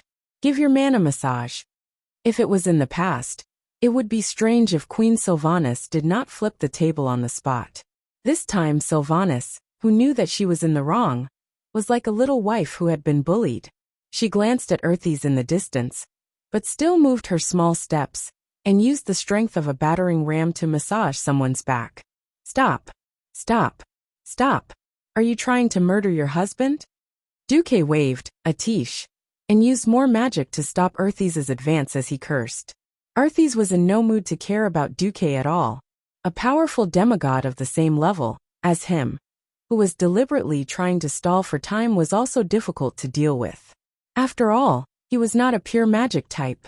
It was impossible for him to completely block Duque's teleportation. While Duque cut off his connection with the Calamity Army one by one, he was also trying hard to find the magic channel of the magic net in the void, and find a way to cut it off. This was a classic case of mutual harm. Arthis was also anxious. Anastrian, how long are you going to stall for? Didn't you report to me that you've already trapped Alexstrasza? Sorry, Your Majesty, I've been attacked by Isra's dream unstable. The soul connection was quite unstable. Arthis could clearly feel the condition of this powerful and disobedient subordinate. Overall it was better, but the situation was similar to his. It was also a wonderful state of obtaining an advantage, but it could not be turned into victory. The Sun King was beating up Jaina and Kale. But when he was snatching the magic net, he was strongly disturbed by the Lord of the Emerald Dream. A genuine demigod who was good at spiritual attacks. Even long-range attacks that crossed space could not be ignored. The feeling of wading in a quagmire was terrible. Even if he wanted to blame Anastrian for not doing his part, there was no good reason. That idiot Maligos was finished. This Sun King was the only strong person under him who rarely made a move. The Sun King had also helped him hold off several strong people on the coalition army. Otherwise, if a top person like the Red Dragon Queen attacked Iceground Fortress, even he would have a headache. Duque clearly had more confidence in the heroes under his command. This was indeed the case. When Arthis spread out his divine sense and focused his attention on the various leaders of Iceground Fortress, he saw several scenes that made him grit his teeth in anger. In the end, the huge deformed monster's intestines could not withstand the fierce attack of Ashbringer. When Theon patiently accumulated his power of the holy light, he slashed the door-sized sword at the monster for the 10th time, and rotten intestines exploded. Professor Putterseed created a flesh and blood monster that could resist the holy light, but he did not give this monster a soul full of hatred. If it was an evil soul like Arthis, or the former Kel'Thuzad, it could produce a steady stream of shadow power to better fight Theon.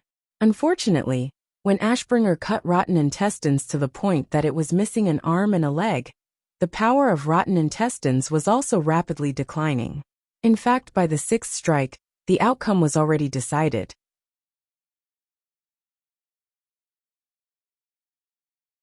Chapter 17:19. In front of the frozen throne, Duque was still fighting Earthies on the not-so-big, not-so-small ice platform. The injured Onyxia and Vashj had been sent by Duque to the place where he had just killed Maligos with teleportation. Duque had also solemnly warned the two of them not to touch Maligos' salted fish. Oh corpse! A crazy dragon lich. The lingering sound of its soul might contain unknown destructive power. If you want to become a fool, go ahead and touch it, Duque said. Duque's warning made Onyxia's body tremble. It would probably be very difficult for this guy to regain his courage.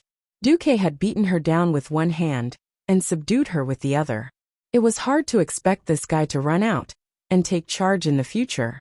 This was karma. Duque was very reassured by Vashj's words. With Queen Sylvie left, Duque had the capital to hold Earthies back. Mages had always been very awesome. The title of the world's son was not something that could be obtained by playing around.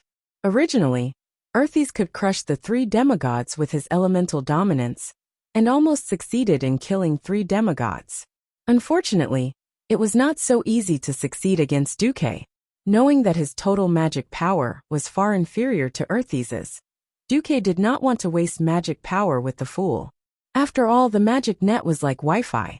When the signal was bad, it would be stupid to compete with the other's wired network. Duque was just wasting time with the fool. One after another, ice prisms that did not belong to Earthies shot out from the ground to block his way. Earthies could use frost to pollute Duque's frost elements, but if he was slightly negligent, Duque would let Alonso's use divine power to purify the elements around him. As long as it was not poisonous, Duque was almost unafraid of the elements. Riding on the invincible Earthies, he was once again blocked by the iceberg summoned by Duque. When Frostmourne split the iceberg, Arthas could not help but curse. Are you so sure that those mortal heroes will win? Yeah. Duque shrugged as he cast the spell. I'm not bragging, but none of your subordinates can fight. His nonchalant and matter-of-fact disdain nearly caused Earthy's lungs to explode with rage. Seeing Earthy seething with anger, Sylvanas, who had been playing the role of support behind Duque, giggled. Duque turned his head and rolled his eyes. I suddenly realized that you're quite nasty as well. You actually built your own happiness on the enemy's pain. When Duque said this, Sylvanas was stunned. She didn't know how to respond. What was infuriating was that in the next second, Duque, that bastard, changed his expression as well. But that's what I like about you. Because I'm just this kind of guy. Back then, I snatched Jaina from Earthy's hands, and I felt so good. Duque was pointing fingers at a deer and calling it a horse. It was clearly Jaina who threw herself at him, but he was afraid that Jaina would inherit the fate of being a loner who betrayed her father. She was going to hide on Mars, Delano. Now that he was talking nonsense, it became that he had taken the initiative to snatch Jaina's dream lover. And he was even showing off as if he had avoided sticking a flower on cow dung. If Earthy's were a ball, she would definitely explode in anger this time. Sylvanas, who was at the back, instinctively wanted to scold Duque, but she suddenly realized that Duque was helping her vent her anger. His words woke her up from her dreams. There were many ways to take revenge. Completely destroying the other party was certainly one way. But what about after revenge? Her eldest sister and third sister had advised her more than once that revenge wasn't urgent. Revenge would eventually be completed, and life had to continue. She could take revenge and live happily. This was the greatest revenge for the enemy, and the best consolation for her dead compatriots. Sylvanas said, Duque, I promise you, as long as you destroy Earthies, I will let go of my bigotry and hatred. These words seemed to be out of the blue, but they were exactly what Duque wanted to hear. Hee, that's more like it. Do you want me to cheat for you so that you can reach first? Surpass your eldest sister and third sister? Bastard, destroy Arthas for me first. In the end, Earthies couldn't hold back the disdain that Duque and his wife had for him. Instead of pressing forward, he walked to the center of the void platform, and raised Frostmourne high. Duque narrowed his eyes and said solemnly, "Let's retreat to the edge of the floating ice area."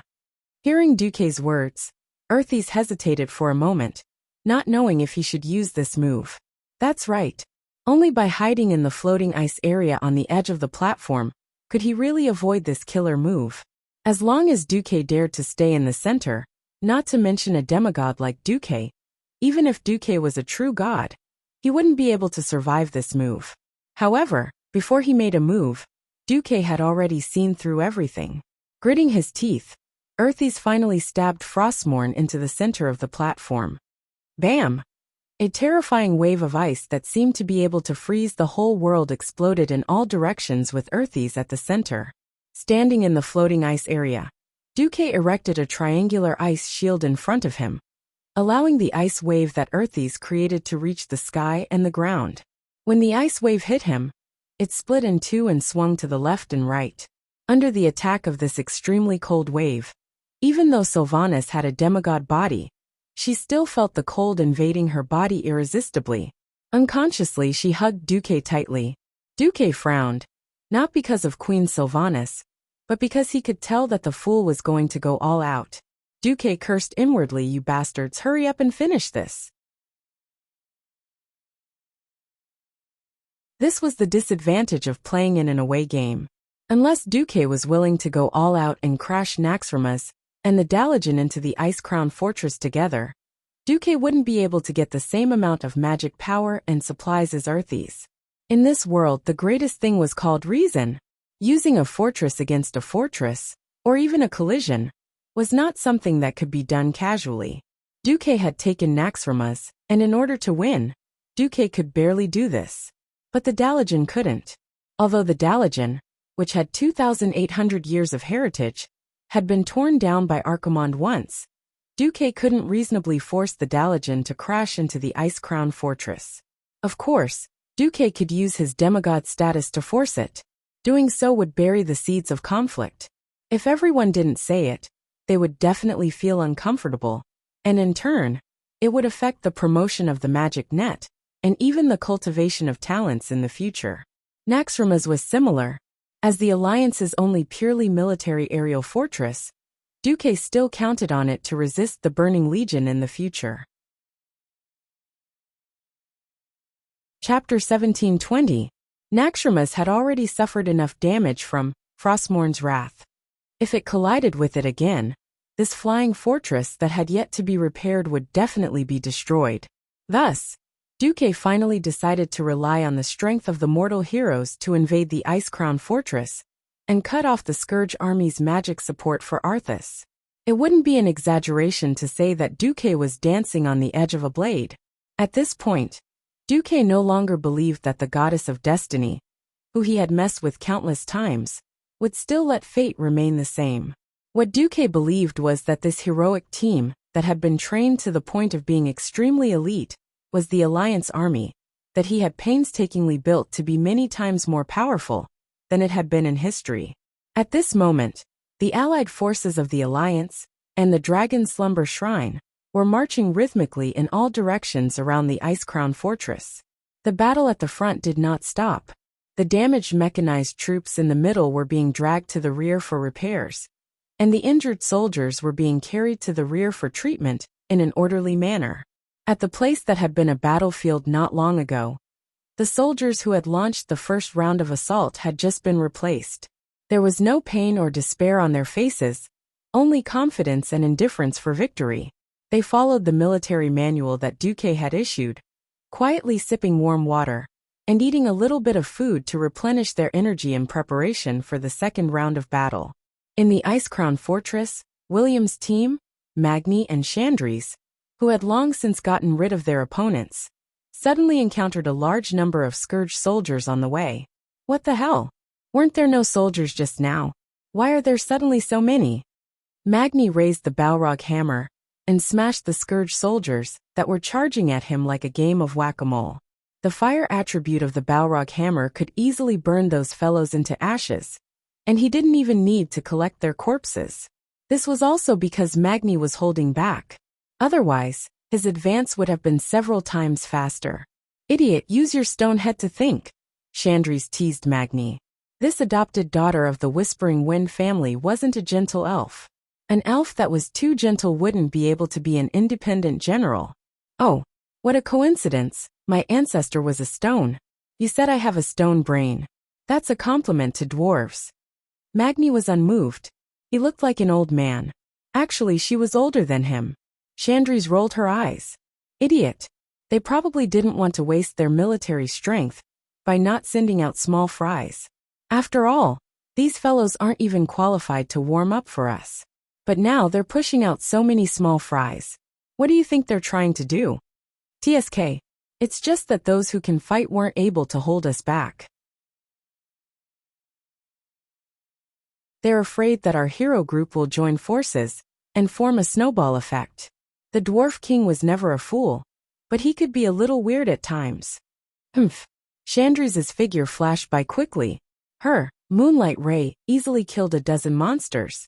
Indeed, as soon as they turned a corner, they discovered William and the other two. Great. Varian was the first to wave at them. Is Brawl okay? Magni saw Brawl clutching his abdomen as he followed behind with a pained expression. He didn't participate in the battle. I was heavily injured. I need time to recover. Brawl smiled bitterly. Magni and William looked at each other and made a decision immediately. Valera, follow me. We'll chase after them first, Magni said. General Feathermoon, sorry to trouble you. William stood at the side, looking like he was waiting for them. For the sake of the overall situation, they had to gather their lost comrades as soon as possible. Magni and the blood elf thief Valera would be the first to attack. William wouldn't abandon his brothers, so he stayed behind to take care of Brawl Baremantle until Chandrys finished healing him. Chandrys had no reason to refuse, no matter if it was to save her comrades or to protect her comrades from the hero group. Furthermore, she was the only two priestesses of the moon goddess in the group. Just like how many people would be charmed by Tyrande, who was riding a white tiger and wielding a bow. Many people couldn't tell at first glance that Chandrys was actually a priestess. Gentle white light shone from Chandrys' slender fingers. The healing effect of the moon goddess' divine spell was far superior to that of a druid's spells. It easily healed and regenerated Brawl's organs. Just 3 minutes later, Brawl caught his breath and revealed a relieved expression. William, I'm fine now. You don't have to take care of me. As long as I don't actively participate in the battle, I should be able to recover to about 80% of my strength before the final battle. Chandrys wiped the sweat from her forehead. Let's hurry over. I just received a message from that bastard Marcus. Even though he's fine, he hopes that we can hurry. In the hero group, she was the only one who would call Duque a bastard to his face. This was because she couldn't accept that her beautiful and holy adoptive mother, Tyrande, had actually been taken away by that bastard Duque. Let's hurry. All right.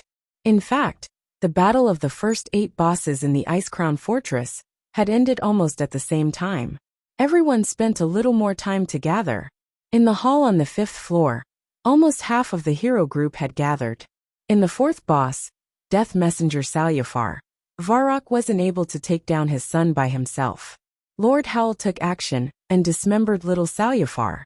Yes, in the truest sense of the word. Little Salyafar's limbs and waist were chopped off, leaving behind only his chest, neck, and head. If he was alive, he would have died a long time ago. Unfortunately, he was already dead. Even with such severe injuries, he could still move around like a worm.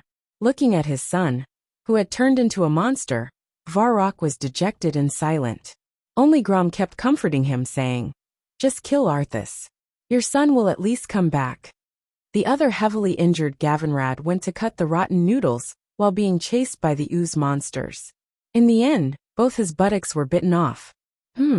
It looked very similar to the logo of a famous brand like Apple. In the end, Gavinrad only managed to take down the rotten noodles with the help of Theon. However, when he shamelessly asked Chandrys for limb regeneration, he was sternly rejected. Strictly speaking, the combination of Alicia and Kalia was due to Kalia's milk to Professor Putterseed. After wielding the divine weapon Valinor, Kalia's holy light power increased by more than 10 times. Originally, with Alicia's strength, it would have been impossible for her to deal with the strange professor. Instead, Kalia gave Puttersy holy light treatment. You're sick. If you're sick, you need to be treated. A ray of holy light and cure disease was cast, and a mysterious chain reaction occurred.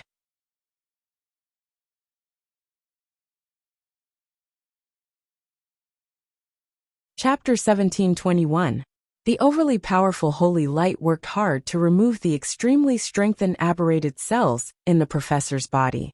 After these cells, which were created using the plague as a blueprint, were stimulated, they began to devour the professor's healthy living cells. What was the result? With a whoosh, the originally thin professor swelled up like a balloon. Ah! The professor became a howling beast, his cries echoing throughout the lab. He looks like he's in pain. What should I do? Kalia raised Veronel in a daze. Continue. Since the enemy is unhappy, then we have to do it. Isn't that what Duke has been teaching us all this while? Alicia was the more assertive one. Yes. Recover. Heal. Cure. Greater heal. Under normal circumstances, using holy light to heal an enemy with the shadow attribute was nonsense. It wasn't that holy light couldn't be used on the enemy, but that form of holy light wasn't as effective as a priest's punish. But the reason why a divine artifact was a divine artifact was that it had extraordinary special effects. Veronel was a top-notch divine artifact that could grant life to inorganic objects. Although its effects would definitely be reduced after recasting, its ability to stimulate the growth of life was coincidentally the nemesis of Putricide's howling beast. Not only were the aberrated cells in his body stimulated, but his muscles, which should have been dead and had rotted to his bones, also showed signs of mutation. The cells of two different attributes were stimulated, multiplying thousands of times faster. After Kalia cast her 30th spell, bang! The professor exploded. The two dainty heroines looked at each other. Does this count as a victory for us? Kalia asked in a daze. You can say so. On the 6th floor of the Ice Crown Fortress, Imriel, Vanessa, Lilith, Tyrant and Riadeline were battling the bloody Queen Lenise. At the start, Imriel was the first to be hit. Perhaps she wasn't strong enough to pose a threat to Lenise, but the bloody queen actually bestowed her with a blood queen's essence. Her hooves were instantly pumped up. She swung her hammer like a windmill, hitting the bloody queen's head until it bled. Even so, Lenise was not annoyed. Instead, she looked at the hoof, liking it even more. Then, Hoof felt terrible. How strange, I suddenly crave fresh blood. Can one of you give me a bite? The Hoof's words were naturally treated as a lunatic. Not only was no one willing to pay attention to her, but everyone subconsciously distanced themselves from her. In the end, a negative mind control effect called uncontrollable frenzy broke out. Originally, the Hoof should have lost its mind and become brainless, allowing itself to be controlled by the Blood Queen. As the first disciple appointed by the prophet Willan after his death, Imriel's willpower was rare in the world. His willpower was unparalleled when it came to protecting his clansmen against evil. As a Hoof who had gone through countless hardships, he managed to forcefully break free from uncontrollable frenzy with his own willpower. When she recovered in the short span of a second, the Blood Queen was stunned and suffered a few more attacks for no reason. Everyone be careful. She can turn people into vampires. If you don't drink blood, you'll be under her control. But if you drink blood, it seems that you'll pass on the vampire ability to the other party. She might bite someone else later. The Hoof was unusually smart. Almost immediately, she revealed the truth of the matter. Turning the opponent into a vampire and having a mental breakdown if he didn't drink blood was the Blood Queen's core skill. If this skill was broken, how could she fight? Then the Hoof's cleverness was ruined. Since Imriel isn't afraid of being controlled, why don't we all bite Imriel after we get hit? Vanessa immediately thought of a countermeasure. The Hoof's face fell and she trembled. No way? For victory. This is a must. Vanessa's expression was serious and brooked no refusal. Then, I've been hit, Imriel, Liadeline shouted. This time, it was her arm that was bitten. It's me this time. Hoof, come here, Vanessa shouted. Can I not come? No. A thief was resolute. This time, it was her shoulder that was bitten. In a tense situation, those who hadn't become vampires before would not have any experience. Most of them were ruthless. After a few rounds, the hoof was traumatized by the bite. This fellow actually decisively changed into a more sturdy set of armor just before the battle. It was Tyron's turn. The hoof shook her hand and shook her head. Although the chicken blood from the Blood Queen had greatly increased her attack power, it was still too painful to be bitten every time. This time, the hoof decisively came to a conclusion. Your Excellency, Whisperwind can bite others. Isn't it better to increase everyone's attack power? No. Please forgive me for refusing, and you won't have anywhere else to bite. The hoof wagged her tail proudly. In her glee, she forgot that her blue tail was only protected by 2 pitiful metal rings. The agile Tyron pounced forward and bit Adreniai's tail. Ah no, it's too sensitive there, I will. Aha! It was a sorrowful cry mixed with a special meaning. Then, perhaps out of mischief, every heroine that was hit by the Blood Queen's essence chose to bite Imriel's tail when they had no choice but to bite someone. 2 minutes later, the Blood Queen was defeated. Everyone was very happy. Only a sobbing hoof was left, sitting on the ground as if she had been toyed with. Sob, sob, sob. I can't get married anymore.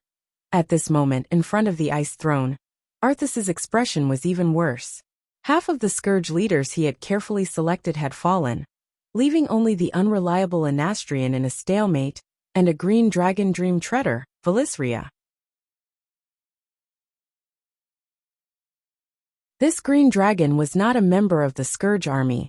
She was just a green dragon that had been captured by the Scourge army. She was trapped in the Frostwing Hall of Iceground Fortress, unable to move. In order to save the Dreamwalker, the Alliance's heroes only needed to heal her from paralysis to full health under the obstruction of the Scourge soldiers. Then, everything would be fine. It was not an exaggeration to say that all obstacles on Arthas's path to destruction had been cleared.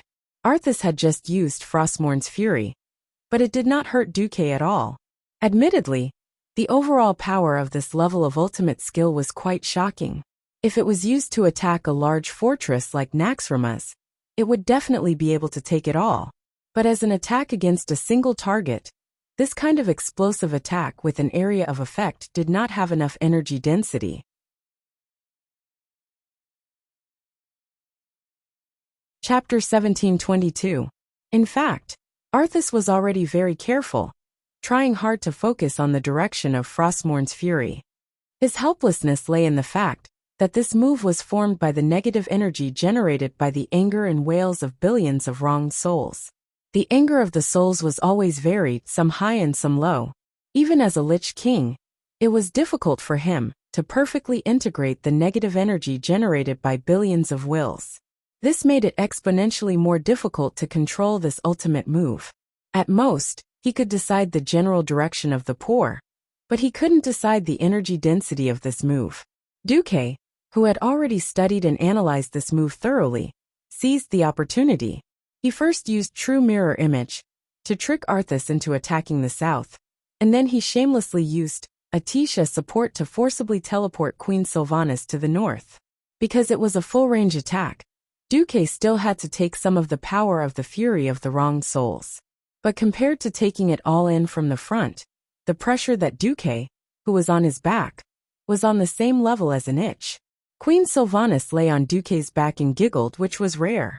Duque, I find that I love you more and more. I love the way you make Earthies gnash her teeth in frustration, yet there's nothing she can do about it. Duque bared his teeth and thought to himself, I didn't expect that such a stubborn person like Queen Sylvanas would one day become a bystander, who only knows how to cheer 666. Did I lead her astray? However, at this moment Duque was simply a model of a righteous hero. On the other hand, Arthas's white hair looked extremely messy. It just happened to confirm the saying, a defeated army is like a collapsed mountain, and there is no way out. After withstanding this ultimate move, Duque pointed at Arthas with the head of his drumstick. Arthas, you're finished. Arthas didn't need Duque's reminder to know that things were not good. With the fall of all the leaders under him, the Calamity Army, which was a towering tree, had most of its roots cut off. Of course, he had been trying to repair the roots since just now. What he did was no different from patching. If it was just 1 or 2 holes, he might be able to fix it. However, the Calamity Army was already a basket full of holes. How could it be mended?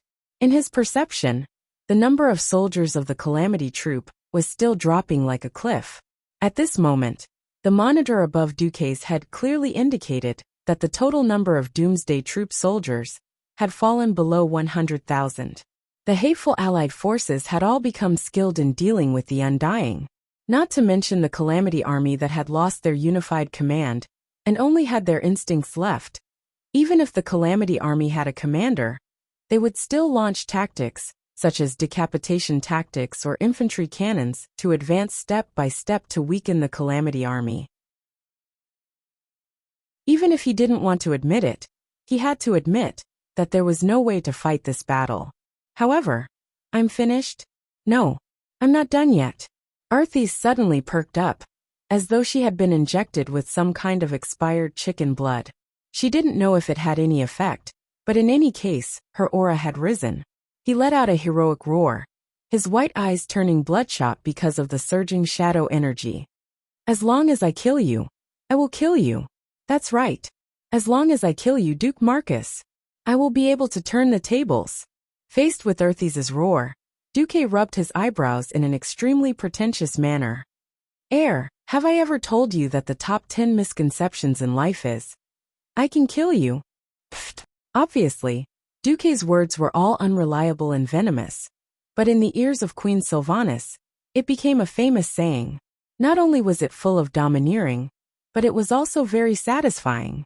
Queen Sylvanas once again burst out laughing without any restraint. This was not the end. Duque shrugged and looked forgetful.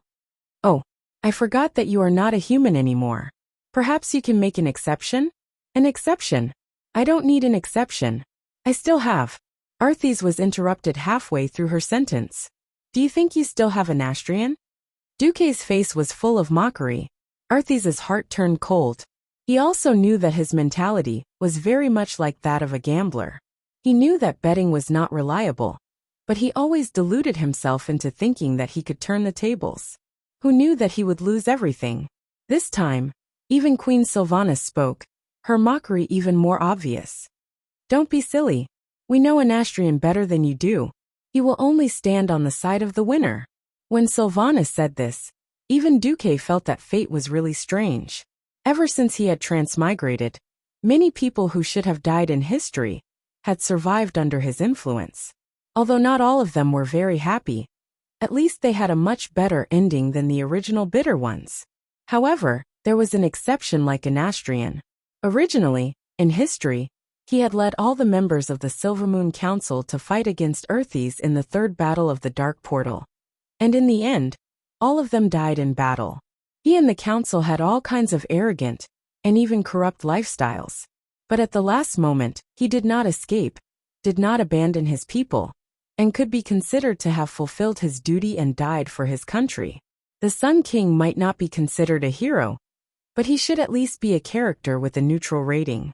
However, such a character, perhaps provoked by Duque's abduction of the Windrunner family, was forcibly turned into a villain. Queen Sylvanas was right. In this life, a Nastrian could voluntarily become a lich to protect himself when the Scourge army was strong, and would betray the Lich King, and become the leader of the Forgotten, when the Lich King declined. He would definitely not mind betraying the Scourge army again. Moreover, this time, he had a very good excuse. At the same time, in the teleportation hall of Naxxramas, a Nastrian knelt in front of the Red Dragon Queen, who had broken out of the cage. Please forgive me, the sinful me. My soul was forcibly controlled by the will of the Lich King.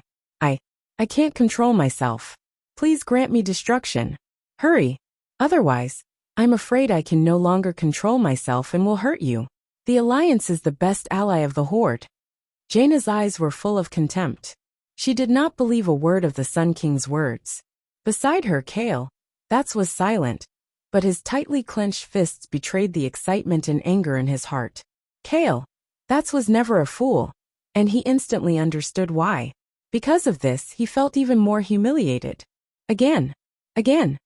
If Jaina was in charge at this moment, and she had the ability, she would definitely destroy the Sun King on the spot. Unfortunately, the person in charge here was Alexstrasza, one of the most important existences in the Alliance army. And in terms of alignment, she was definitely in the good lawful alignment.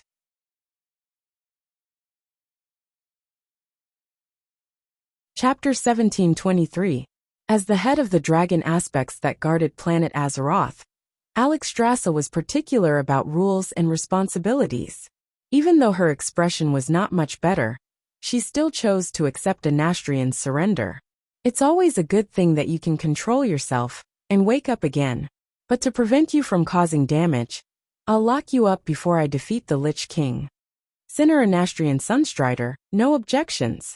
The Sun King bowed his unusually eye-catching ice crystal head deeply. With a thought from the Red Dragon Queen, dozens of green vines grew out of the void and bound the Sun King tightly like shackles. On the other side, a small teleportation door suddenly opened in the void, and a green dragon scale flew out, landed on his forehead and stuck to it. That was Izra's dragon scale to suppress his mental strength that was likely to go berserk. Leave him to me for the time being. Izra's soft female voice came from the void.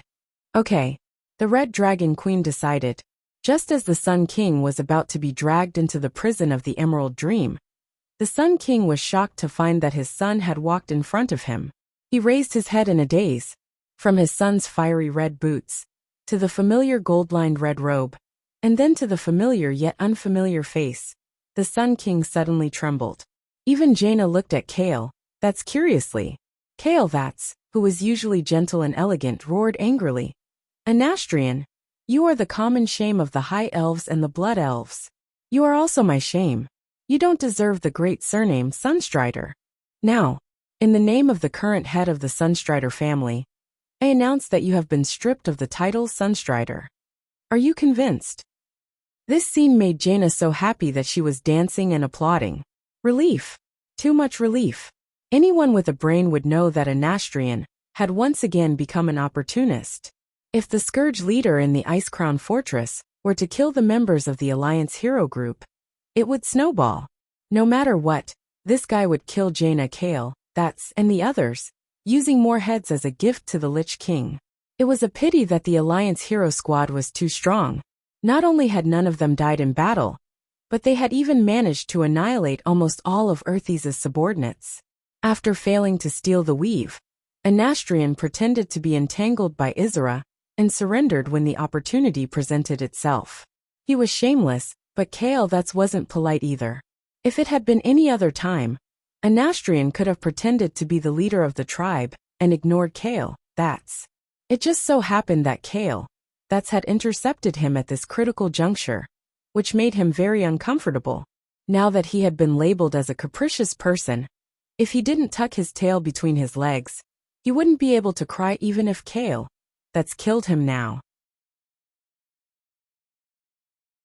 With all of his power sealed, he was now no different from the weakest skeleton soldier. His entire body was trembling, but he couldn't find any reason to retort. I was ambushed by the Lich King Arthas, and then my mind was forcibly controlled. I am your father. Before he could finish, Kael that's interrupted him coldly and sternly. Shut up. Kael that's once had a father, but my father betrayed his people and his son, and despicably chose to end his own life. From that moment on, I no longer had a father. The one standing in front of me is just a despicable lich with the same name. Finally, I'll ask you one more time, if I strip you of the surname Sunstrider, are you willing? Anastrian said the word I 3 times in a row, but he couldn't continue. The surname Sunstrider was too important. If he kept it, he might be able to use this name to tempt powerful magic elves who were at the end of their lives to be of use to him. He really couldn't bear to give it up. Kael that sneered. Haha, you can't bear to? Fine. Then, in the name of the patriarch of the Sunstrider family, I'll grant you an existence who has insulted the name of the Sunstrider, complete destruction. With that, Kael that's really did accumulate a basin-sized fireball in his hand. Alexstrasza, who was next to him, wanted to stop him, but she just raised her hand and put it down again. She was the guardian of the rules. Since the rules did not allow her to reject the Sun King's surrender, she also had no reason to refuse Kael'thas's execution of the family law. As long as Anastrian was still in the Sunstrider family, Kael'thas had the right to kill him. In the end, this was just a means to force him to leave. Seeing that the Red Dragon sister next to him had no intention of interfering, Anastrian finally gave up. Fine. From today onwards, I'm just Anastrian. The voice of his soul was full of coldness and unconcealable hatred. Yes, he even hated his own son. Kael'thas flicked his sleeves and left. In the end, a sentence was cast from the fiery red back. I will inform all the leaders of the tribe of this decision as the Dalajan Kirin Tor chairman. If the Sun King still had lungs to use, his lungs would have expanded rapidly, and he would have exploded on the spot. However, he could not do anything because among the back that his son had left him, there was an even more majestic and insurmountable blue back. The back of Duke Marcus. As long as Duque supported Kael'thas, he could not do anything at all. As his whole body trembled, he was slowly submerged by the green liquid from the Emerald Dream. On the void platform of the Ice Throne, Duque received a telepathic message from Alex Strassa. Sorry, I was unexpectedly entangled by that guy. Now that it's settled, do you need help on your side? I don't think so. Besides, my people still have a grudge with Arthas to settle, Duque replied calmly. Really? Free work. The Red Dragon sister had a hidden meaning in her words. A Lich King who has lost his subordinates is like a grasshopper without legs. He won't be able to jump around for long. Hey, aren't you just thinking about snacks? I won't give you less. Of course, if it doesn't work, I'll call for help. Duque laughed. The Red Dragon sister, who had her thoughts seen through, blushed and shamelessly said, I remember. I want snacks. Different types, at least 100 types. If they're not delicious, I won't accept them. All right. Duque turned off the telepathic communication and looked at Arthas, who had a very bad expression. I think these people will be very eager to see you. Duque raised his hand and activated the space-breaking power of Atish. A few figures that Arthas was familiar with stepped out of the portal.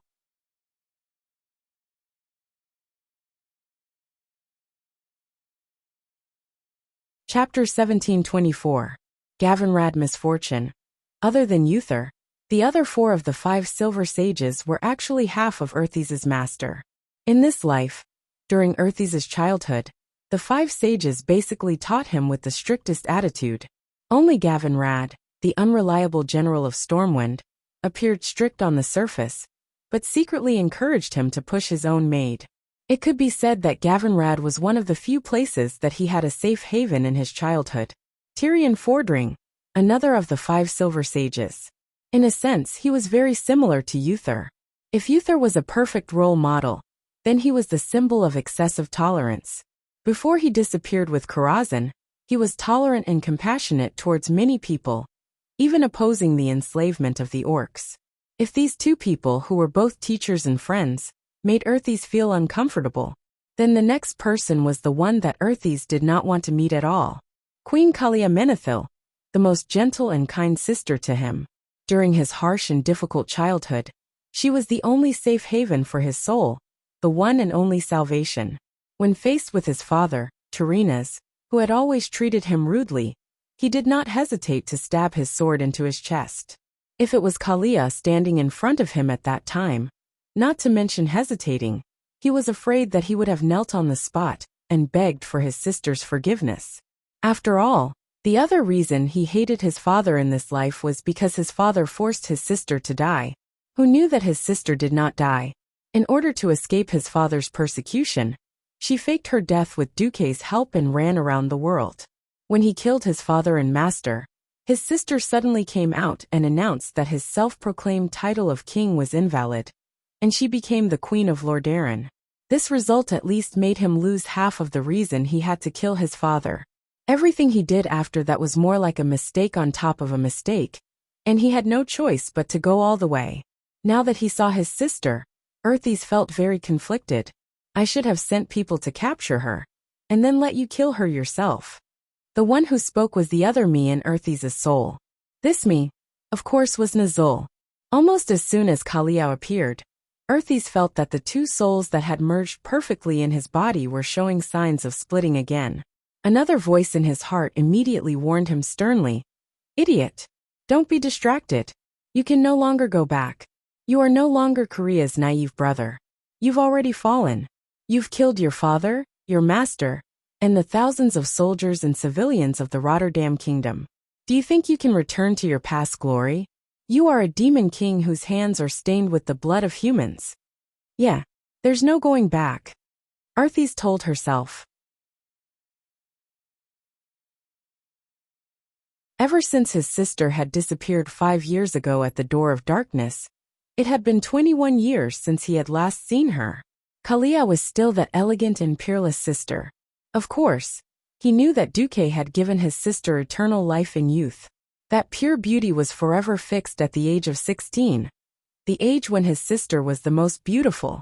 Time and age had lost all meaning to his beloved sister. Kalia, who was wearing a priest's robe, saw Arthas take off his helmet.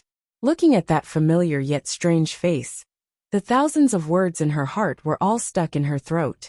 Her mouth squirmed for a long time, but she couldn't say a single word. Behind Kalia, even more Alliance heroes stepped out of the portal. Feeling the atmosphere, everyone silently stood to the side, leaving time for this noble and fateful pair of siblings. After a long time, Kalia finally raised her head. The corners of her eyes were already full of tears. "Arthas, are you doing well?" It sounded a bit nonsensical, but this was the condensation of a sister's more than 20 years of longing for her brother. It had nothing to do with identity, status, or life and death. This was the purest familial love. Inside the Lich King's body, another voice that was exactly the same as Arthas screamed, "Don't answer. You will be weak." Arthas raised his head. "I'm not doing well. Not good at all. And I think today is the day of my destruction." In just 3 short sentences he expressed his sorrow. He poured out the entanglement, depression, and pain of a lost soul. In his body, the voice had already begun to change. It was no longer like Arthas. It began to change back to Nazul's voice. "It's over. Everything is over. Arthas, you idiot." Idiot? Maybe. If I wasn't so stupid, I might have been able to see through Nazul's plot. Perhaps I wouldn't have fallen. Perhaps today, I would be standing in front of you with a glorious identity and crusade against the Lich King, Nazul. Arthas said this openly. In the ears of the Alliance's powerhouses, it was a bit confusing, but he was confessing, and also saying it for Nazul to hear.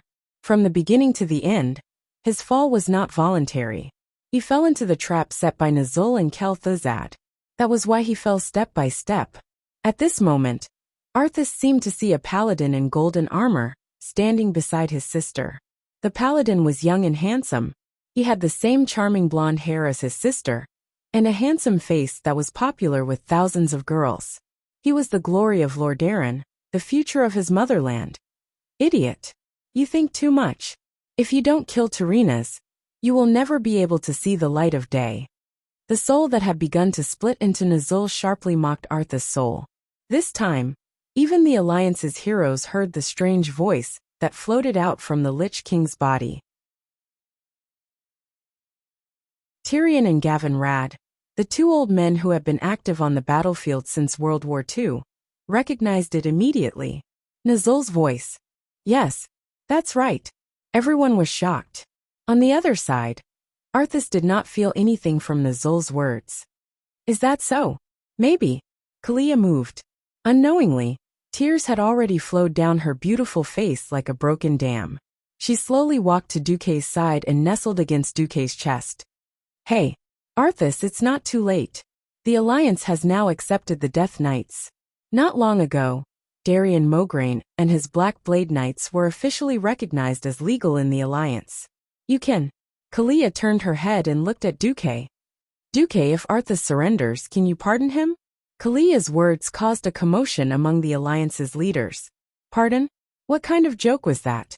During the 15 years of the Dark Portal, the Scourge army had ravaged the entire Lordaeron continent, sweeping through many kingdoms including Lordaeron, Kuel Salis, Stromgard, and many others. They had killed so many kings, slaughtered millions of civilians, and dug up the ancestral graves of countless families. If Arthas, the main culprit, could be forgiven then.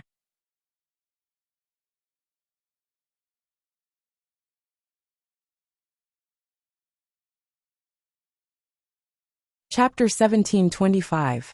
Without waiting for Duque to reply, Arthas suddenly shouted, "Enough! Are you kidding me? I am the Lich King Arthas. Arthas, the king of immortality who rules over this land." Kalia's delicate body suddenly stiffened. She also realized that she had gone too far. If she really insisted on initiating this motion at the throne meeting, it would only make things difficult for Duque and her sisters. She knew that she was not suited to be a queen. She was always more emotional than rational, and would not even use any imperial techniques in order to control her subjects.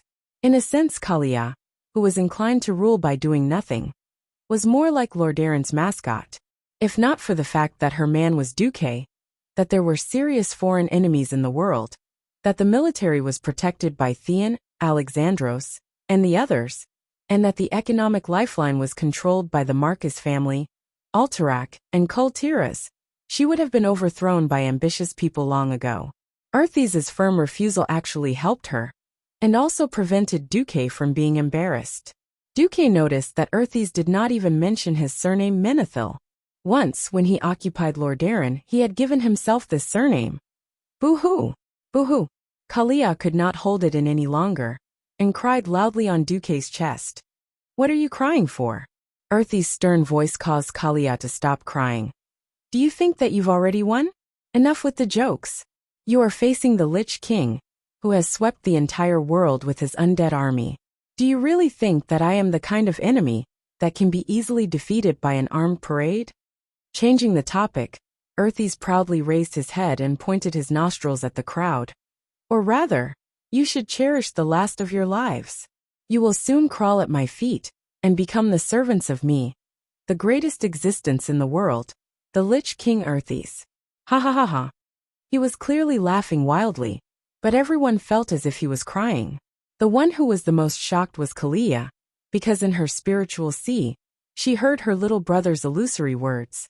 "Sister, if I perish, you will be able to save me. Please have a child with Duque, with Menethil as their surname." Kalia almost suspected that her ears were playing tricks on her. She suddenly turned her head and saw the deep sorrow in Arthas' eyes. She finally confirmed that these were Arthas' last words. He suddenly realized that the name of the rune sword in Arthas' hand was very similar to this scene. He had fallen into depravity because of the wrong turn of fate. Amidst the fluttering frost, there stood the sorrowful figure of a king. Frostmourne. Duque hadn't said a word since Kalia came in. Although letting Kalia appear and strike a blow to Arthas' morale was the most important part of Duque's plan. For some reason, Duque still felt that he was a little despicable. Even so, if Duque could do it all over again, he would still make the same choice. Too much blood had been shed from the living. It wasn't just the sacrifices of the Allied forces, but also the logistics. Since the beginning of the Molten Core, they had fought one battle after another. Although the people didn't complain, they silently endured everything. As the supreme leader of the alliance, Duque knew very well that the alliance had already overdrawn its economy, people's livelihood, and precious resources. Everything had to be settled as soon as possible.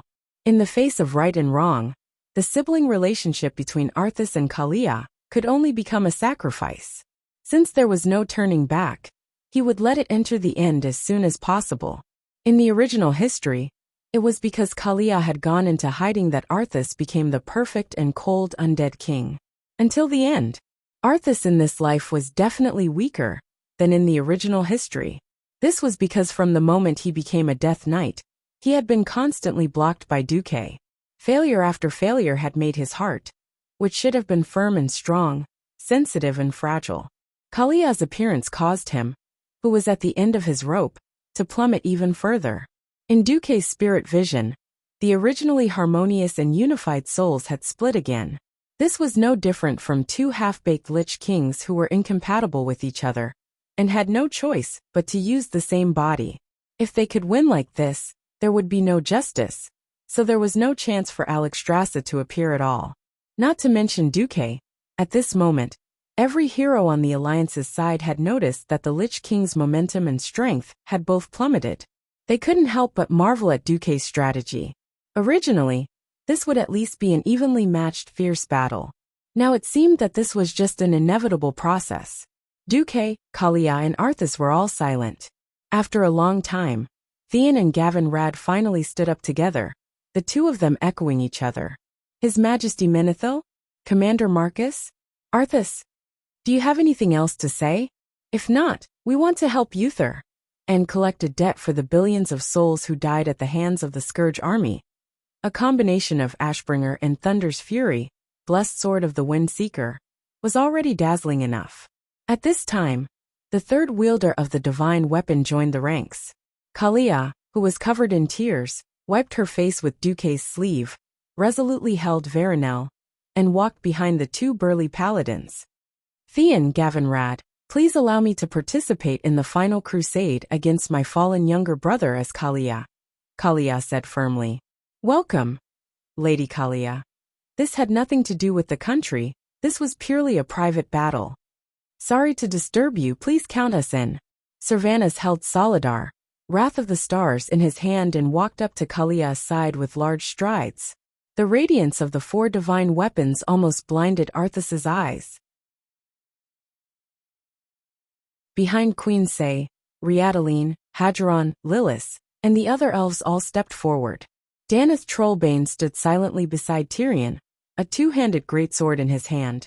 Darian Mograine stood beside Gavin Rad. At this time, the portal opened again, and Jaina and Kale, that's rushed over and silently joined the ranks.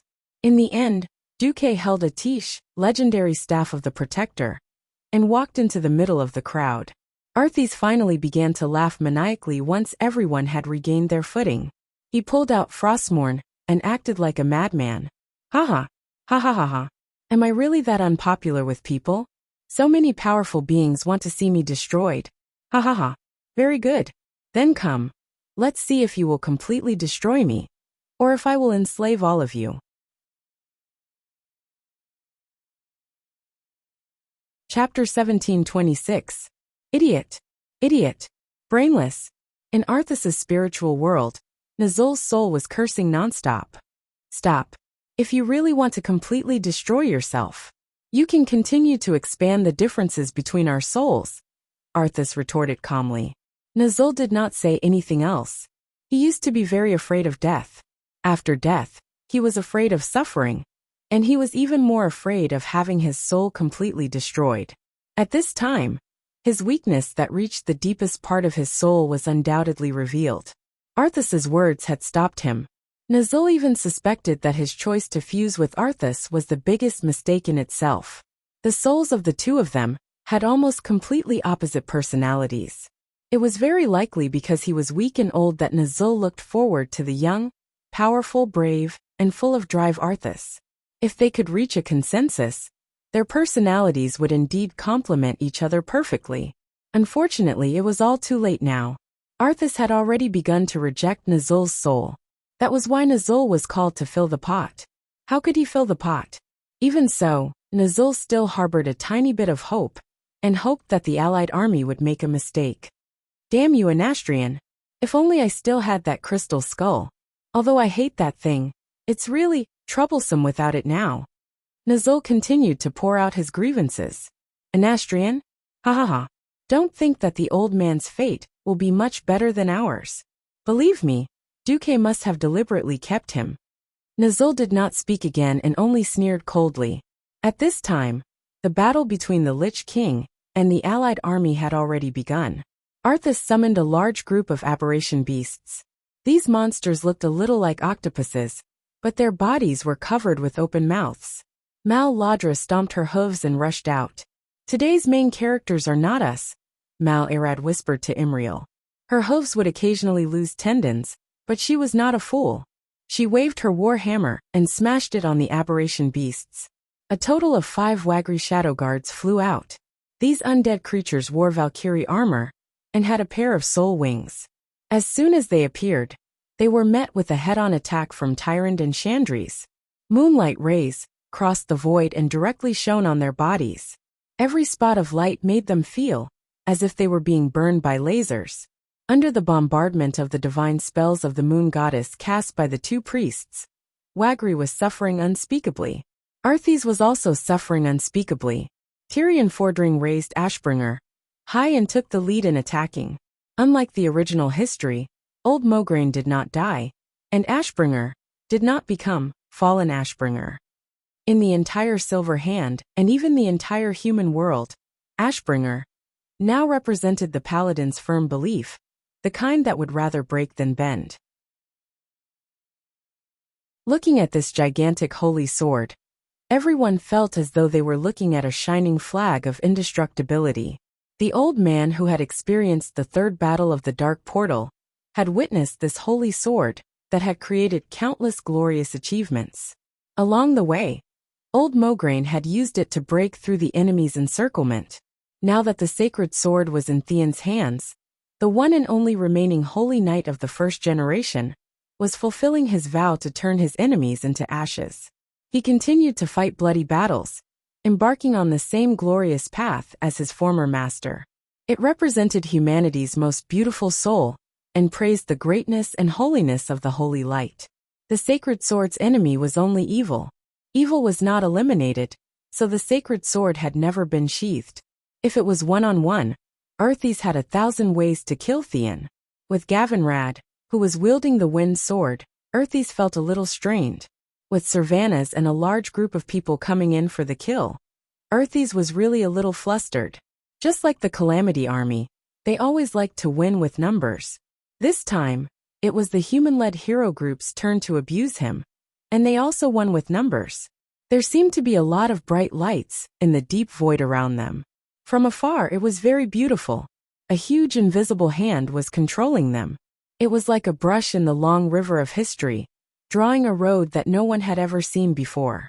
Without this hand, it was likely that the world would become a dead world with only the undead. However, it was this hand that forced a civilization that should have fallen into darkness from the deep and boundless abyss, turning the world around and returning to the right path. Duque did not attack. For Arthas, he was more terrifying than any attacker. Under his spell, the void platform of the ice throne seemed to become a painting that shone with a mottled and mysterious light. Only the people involved knew that in this seemingly harmless light, Duque was using magic to cut off the future that should have belonged to Arthas. One by one, Duque silently cut off the energy connection between Arthas and the remaining Calamity Army. With Arthas's meticulousness, he definitely would not pile all the undead in the ice-ground glacier. Only the main force of the Calamity Army was here. In some desolate corner of the continent of Kalimdor and the Eastern Kingdom, there must be a large number of the undead. In the original plan, if things went wrong, Arthas could use these undead like batteries, or he could use them as the seeds of the Calamity Army's comeback. What Duque was digging up now was the root of the Calamity Army. After all, Arthas was now protecting the Iceground Fortress with his domain open. Once he withdrew his domain, the Iceground Fortress would immediately be bombarded by nearly 10,000 heavy cannons. Once the Iceground Fortress was destroyed, the largest mana vein node in Northrend would inevitably be lost. In the end, Arthas would still have to kneel. From this, it could be seen how ruthless Duque's attacks were. Nazul shouted in the Sea of Consciousness, "We can't let Duque destroy our mana supply so leisurely. Come out! Broken leg! Bad hand!" Arthas roared. Suddenly, two deformed monsters rushed out of the void. The muscles on Duque's cheeks twitched. This thing was not in history. The one called Broken Leg was an undead mammoth man. The difference was that this guy actually had 16 broken elephant legs. As soon as it appeared, it immediately sent several people flying with a round of Mandarin duck chain kicks, such as Imriel. Just a little bit more, and his hoof would have fallen into the void outside the platform. Duque used Magician's Hand to grab the tail of the hoof in midair and saved it. The bad hand was even more disgusting. It looked like a giant human palm with a diameter of at least 10 meters, but there was a big green eye on each knuckle.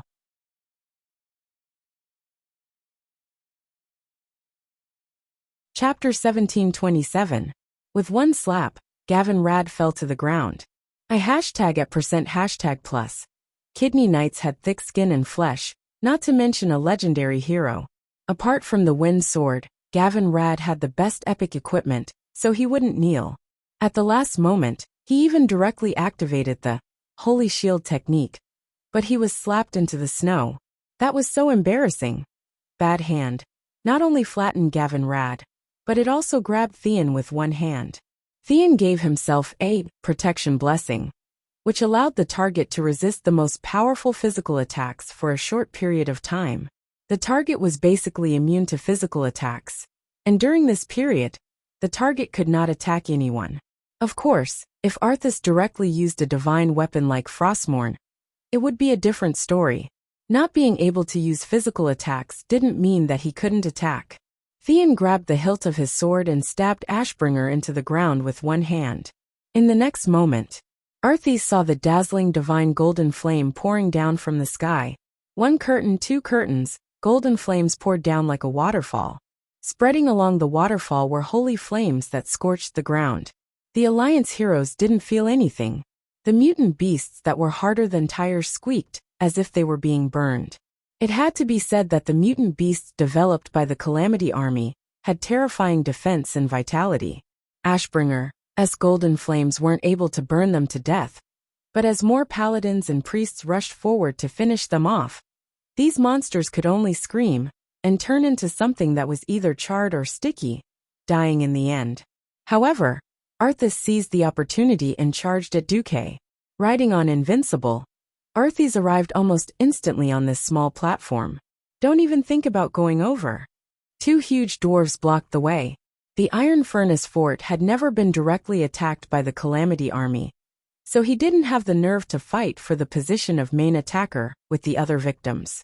This didn't mean that Magni and the Muradin brothers would abandon their duties. They roared angrily, and they were also burning with a raging battle intent. Their voices actually caused the space around them to tremble. TCH. Arthas spat. There were just too many Alliance experts. After Anastrian had pledged his allegiance for the second time, Arthas found out how Duke had managed to train so many leaders of the Alliance from being ordinary heroes, all the way until they were all legendary tier heroes. Arthas held onto Invincible's reins with her left hand, and her beloved horse made an unscientific 90-degree turn as it galloped forward at high speed, dodging Magna's giant Balrog hammer. At the same time he swung his sword. Tormented, the surging shadow power shot towards Magni in a conical shape. Even with his deity's descent state, he was not immune to this kind of high-level mystery. Originally, Magni still had the chance to add another hammer strike to stop Arthas. Arthas issued a command through her divine sense, and several tins of massive devil beasts appeared out of thin air, before pouncing toward Magna. Even if the blazing flaming devil hammer was right in front of them, they would not stop. This scene was extremely heroic. These failed experiments in the laboratory, these deformed creatures born in the darkness, were like moths flying towards the raging flames of the flaming devil, and were turned into ashes in the blink of an eye. Just because of an order from their master, Arthas, even if they knew they were cannon fodder, even if they could only stop Magni for less than a second, they would risk their lives to stop Magni. An instant was enough for an opportunity. After bypassing Magni, there were no more obstacles between Arthas and Duque. In order to prevent the big Muradin from charging over, he even threw out a pollute, turning the surrounding area of tens of square meters into a deposit of shadow energy. Even a being like Muradin would not survive more than 10 seconds if he were to enter this area. And Jaina made her move. She shot out 5 huge icicles. Unfortunately, the difference in their levels was like a chasm. Almost at the instant the icicles were shot out, her control over the icicles was seized by Arthas. Those icicles disintegrated in mid-air, opening up a path for Arthas's charge. She was clearly less than 10 meters away. At this moment, an ice dragon suddenly appeared out of thin air, materializing. Although it only stretched out half of its body, The target of its huge dragon claw was undoubtedly Arthes, not Duque, because its name was Saffron, the second-to-last boss that had once guarded Naxxramas, and now Duque's frost elemental emissary. Traitor! Arthes raised Frostmourne roared and slashed at the dragon claw that stretched out. Dragons had extremely hard bones to begin with, and with the frost elementals, ice barrier level solidification, it would not be an exaggeration to say that its claws were several times harder than steel. With Frostmourne's sharpness, the heavy slash actually made a crisp sound similar to that of swords clashing. Arthes was originally a human. After losing a large amount of shadow energy, her strength could not compare to a bone dragon. After the loud sound, Frostmourne bounced off without any suspense. This slash only left a shallow white mark on the tip of Saffron's claw. However, Arthes was not the kind of guy who would give up easily. Frostmourne was clearly the size of a great sword, but under his berserk attack, it became as fast as a sword. The rune greatsword emitting a dark blue light formed 5 phantoms in a row. They only heard clang, clang, crack, crack, crack. It should have been a continuous sound of metal clashing, but because the 5 slashes hit the same spot, after the second slash, everyone could hear the strange sound of a sharp weapon cutting into ice. Unexpectedly, Arthes completely turned Saffron's claw into an existence like ice, and then completely cut it off. Saffron immediately let out a blood-curdling scream, and let his figure disappear into the void. Scum! I can kill one with 1 slash at my peak, but now it's so troublesome to deal with them. Arthes couldn't help but curse inwardly. Then you still have the nerve to split with me? Nazul cursed back at Arthes. Arthes froze for a moment, but in the end he did not refute. To him time was already of the essence. If he could not defeat Duque, he could forget about winning. Since the situation did not allow him to think too much, he pulled the reins, and Invincible once again turned into the phantom that seemed to be able to rush out of the sky and charged at Duque. This time, he did not dare to hold back, and directly slashed at Duque with his final ultimate move, Soul Harvest. He was afraid that Duque would use Flash to escape. However, Duque did not dodge, as if he was waiting for this move, and let the shadow attack hit him. You!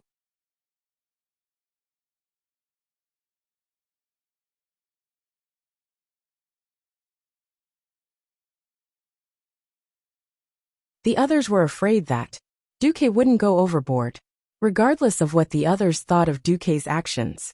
Duque's figure suddenly became blurry, as if every molecule that made up his body was disintegrating, like instant oatmeal dissolving into milk. Duque stood near the center of the platform, and everyone could see that the shadow energy on his body was rapidly fading away. In just a few seconds, his figure turned into a stream of light, like an illusion left in everyone's eyes, and sank into Frostmourne, disappearing without a trace. Boundless darkness. There was no light, and it was obscure everywhere. There was no heaven and earth. Everything seemed to be one and indistinguishable. In the thick darkness, only the bone-chilling touch was the most real. Nothing from the outside world was able to penetrate the surrounding environment in the slightest. There was no light in the darkness. For a moment, Duque almost wondered if he had come at the wrong time. But he believed in the system elf, because the retina showed that Arthas's HP had indeed reached the final stage. Duque narrowed his eyes. Suddenly, there seemed to be a flash of light in the darkness far away. Even an epic-ranked ranger with amazing eyesight would not be able to see through the thick fog. Duque saw it. With a thought, the arcane hand that he condensed with arcane elements pounced forward and tore the opening in that direction even wider. Cutting off the connection with the magic net and the elemental realm, Duque was using the elements and magic power that had accumulated in his demigod body. The darkness was surging. The world in Frostmourne seemed to be trying to stop Duque from exploring the secrets inside. Unfortunately, Duque was faster. Following the coordinates locked by the system elf, an arcane missile was launched like a light cannon. Suddenly, the dark fog seemed to be torn open, and a fierce battle unfolded in Duque's vision. It wasn't a scene that could be captured with normal vision. It was a battle of souls against souls. In his green spirit vision, There was only a highly concentrated beam of spiritual light shooting down from what was theoretically a dome, shining on a seemingly illusory magic array platform. In the middle of the magic circle, there were several incomplete humanoid spirits lying on the ground. In their broken limbs, something similar to fire was burning. The burning produced wisps of smoke-like things that slowly rose and drifted to the high altitude, where they were absorbed by the highly concentrated spiritual light. When each wisp of smoke gathered into the stream of spiritual light, it would form a strange symbol. Seeing this, Duque naturally thought of the evil sacrificial rituals that the Burning Legion fanatics used to summon demons. The only thing that surprised Duque was the two people fighting in the magic array. As a transmigrator, of course, Duque knew that the soul of King Tyrrhenus, who had been stabbed to death by Arthas, would attack at this moment. Originally, the soul guard of Frostmourne was supposed to be fighting with Tyrrhenus, but when Duque glanced at the so-called soul guard, his eyelids twitched in fear. What the hell is a soul guard? Nazul, what the hell are you doing here? Duque didn't realize at this moment that it was because he attacked Arthas through Kalia that Arthas's originally perfectly fused soul split again. In the end, this was still his fault. Duque only knew that he was no match for Nazul.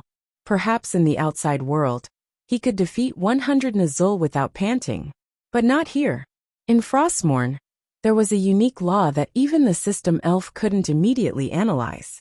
Here, at least at this moment, Duque couldn't deal with Nazul. Duke Marcus, I've finally found you. When Nazul saw Duque, he immediately chased after him with his buttocks trembling.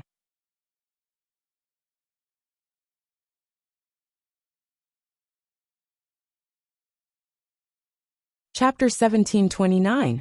Duque was speechless. He ran away without saying a word. With a wave of his left and right hands, the surrounding shadow energy enveloped his figure. In the next moment, Duque turned himself into a shadow priest and used the ultimate skill, Dissipate. When Duque temporarily broke down his body into shadow energy form, it was Nazul's turn to be speechless. If it weren't for the consecutive battles between Northrend and Duque, Nazul's understanding of Duque would still be stuck at more than 20 years ago. Even when Anastrian joined the Scourge army for the second time, he only got superficial information. The Sun King had no way of knowing that Duque had been seriously injured when he stabbed Archimonde to death. Instead, he had developed the strange subprofession of Shadow Priest. It was even more impossible for him to know that Duque had been the Burning Legion's Void Lord. After Grom had reported to Thrall hadn't informed Anastrian about it. The difference in information caused Nazul to be caught off guard. Duque escaped in a somewhat awkward manner, but it was just a little awkward. As time passed, the system elf's analysis became more detailed. Duque thought to himself, well, this is the shadow energy storage place for Frostmourne. There's nothing to see there. Since it was the Lich King's private property, the shadow energy inside must have been marked by the Lich King. It was not impossible for Duque to seize it, but it would take a lot of time and effort, and it would also alarm Nazul. Then the place where the souls are imprisoned should be here. Duque, the great thief, first found the place where ordinary souls were imprisoned. Looking at the huge messy cage below that imprisoned thousands of souls, Duque did not even want to look at it, even though it was very likely that any random soul fragment inside could contact a Scourge army commander in the outside world. Duque continued to move forward and came to a more secluded place. There were indeed 2 soul guards in front of him, and they also had considerable power.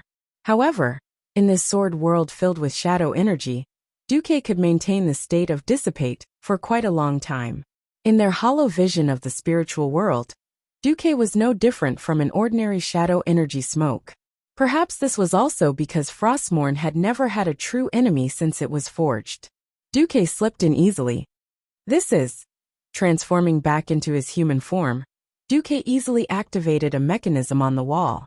The bottom of the room opened up, and several altars rose up. A few soul fragments had been separated and kept on those altars. The altar was actually supported by several independent spaces that resembled safes. The system concluded that the activation method of this place was actually voice control. Do I need a verbal password? Duque frowned. System imitate Arthas' voice. In the next moment, Duque opened his mouth again. Duque started trying random passwords. Frostmourne. Arthas Menethil? Lich King. After Duque tried 7 or 8 times, he had an idea. Sister. Kalia? Immediately, the altars reacted. Several altars began to move on their own and piece together. When the independent spaces merged, the soul fragments inside also began to fuse. When these fragments finally completely fused together, they suddenly squirmed as if they were alive. They went against the flow and grew in the air. In the end, they actually formed a black soul skull. It's actually his soul. It had to be said that Duque had a very unexpected harvest. Duque raised his hand and gently used the Void Duke's technique to collect the large soul fragment into his hand. Then he activated Dissipate again and left the room. Duque continued to look for a way to break Frostmourne from the inside. Just defeating Nazul did not seem to be enough. However, the flow of time in the sword was obviously different from the outside world. The system estimated that it was about a quarter of the flow of time in the outside world. Finally, after a few turns, Duque came to the top of Frostmourne, where the hilt should be. In front of Duque was the soul of a man with a confused appearance. His eyes were closed, as if he was sleeping. But Duque knew that this soul should be trapped in a perpetual cycle of dreams. Only the extremely weak and slowly flickering soul fire in his chest proved that this soul had not been completely annihilated, and was not an empty shell that only had the appearance of a facade. Duque did not know who this soul was, but he felt an inexplicable sense of familiarity. Duque was sure that he should have seen this person before. But here's the question. Who is this existence that Arthas has trapped, nurtured, and even refused to destroy? Arthas' soul? At the same time, the fierce battle in the outside world had reached the most critical juncture. When Arthas once again activated Frostmourne's wrath, almost everyone outside was injured. Fortunately, the soul power reserve in Frostmourne had long since fallen below the warning line, so the power of wrath was greatly reduced this time. The 3 big men, Magni, Gavin Rad and Tyrion, were all at the forefront, and the 2 paladins had activated their invincibility and forced their way through with holy light. Arthas, do you remember your father, Tyrinas? Tyrion roared as he slashed Ashbringer. Yes, I stabbed him to death with my sword. Arthas laughed maniacally, as if he had given up on himself. He used Frostmourne to clash with Tyrion's sword, forcing Tyrion to retreat. Do you still remember Uther? Gavin Rad pounced and fought with Arthas again. When Arthas blocked Queen Sylvanel's arrow and Magni's hammer, Kalia blasted her hammer at Arthas from afar. Valinor, as holy golden light blasted Frostmourne. After this, the famous Frostmourne was no longer intact. At this moment, everyone heard a sudden metallic hum. This was the sorrowful cry of the demonic sword. The golden light spun, as if it was going to drill into the blade. Frostmourne's blade suddenly caved in, and a beam of golden light of different hues shot out from it. The 2 different hues of golden light blended together and flowed into the patterns on the rune sword. The entire sword began to shine. This was not the blue and white evil light that Frostmourne had always emitted. This was holy light that was the complete opposite of evil. Unable to control the demonic sword in his hand, Arthas watched his demonic sword float in the air with the blade facing down, hovering in the middle of the ice platform. Impossible. Arthas was completely stunned.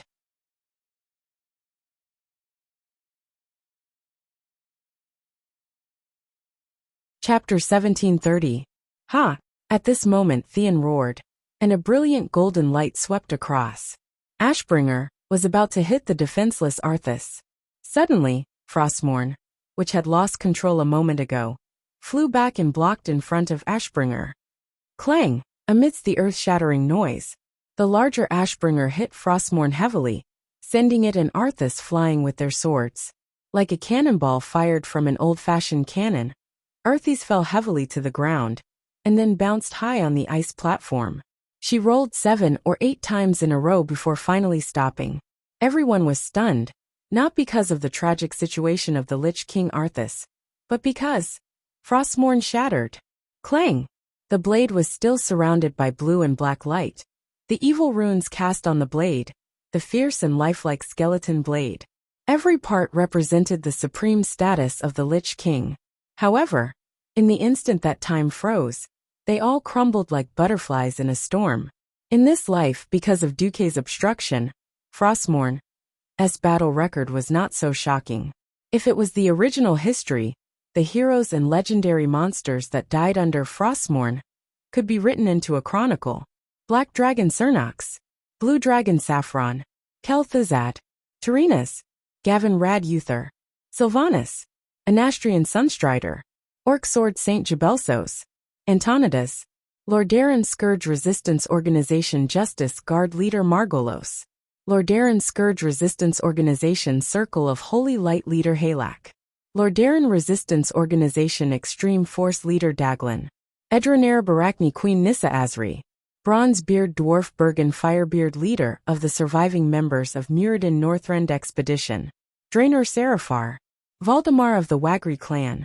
Not to mention, Arthas had defeated Illidan Kale, that's Dreadlord Mal'Ganis, and the current leader of the Black Edge Knights, Darien.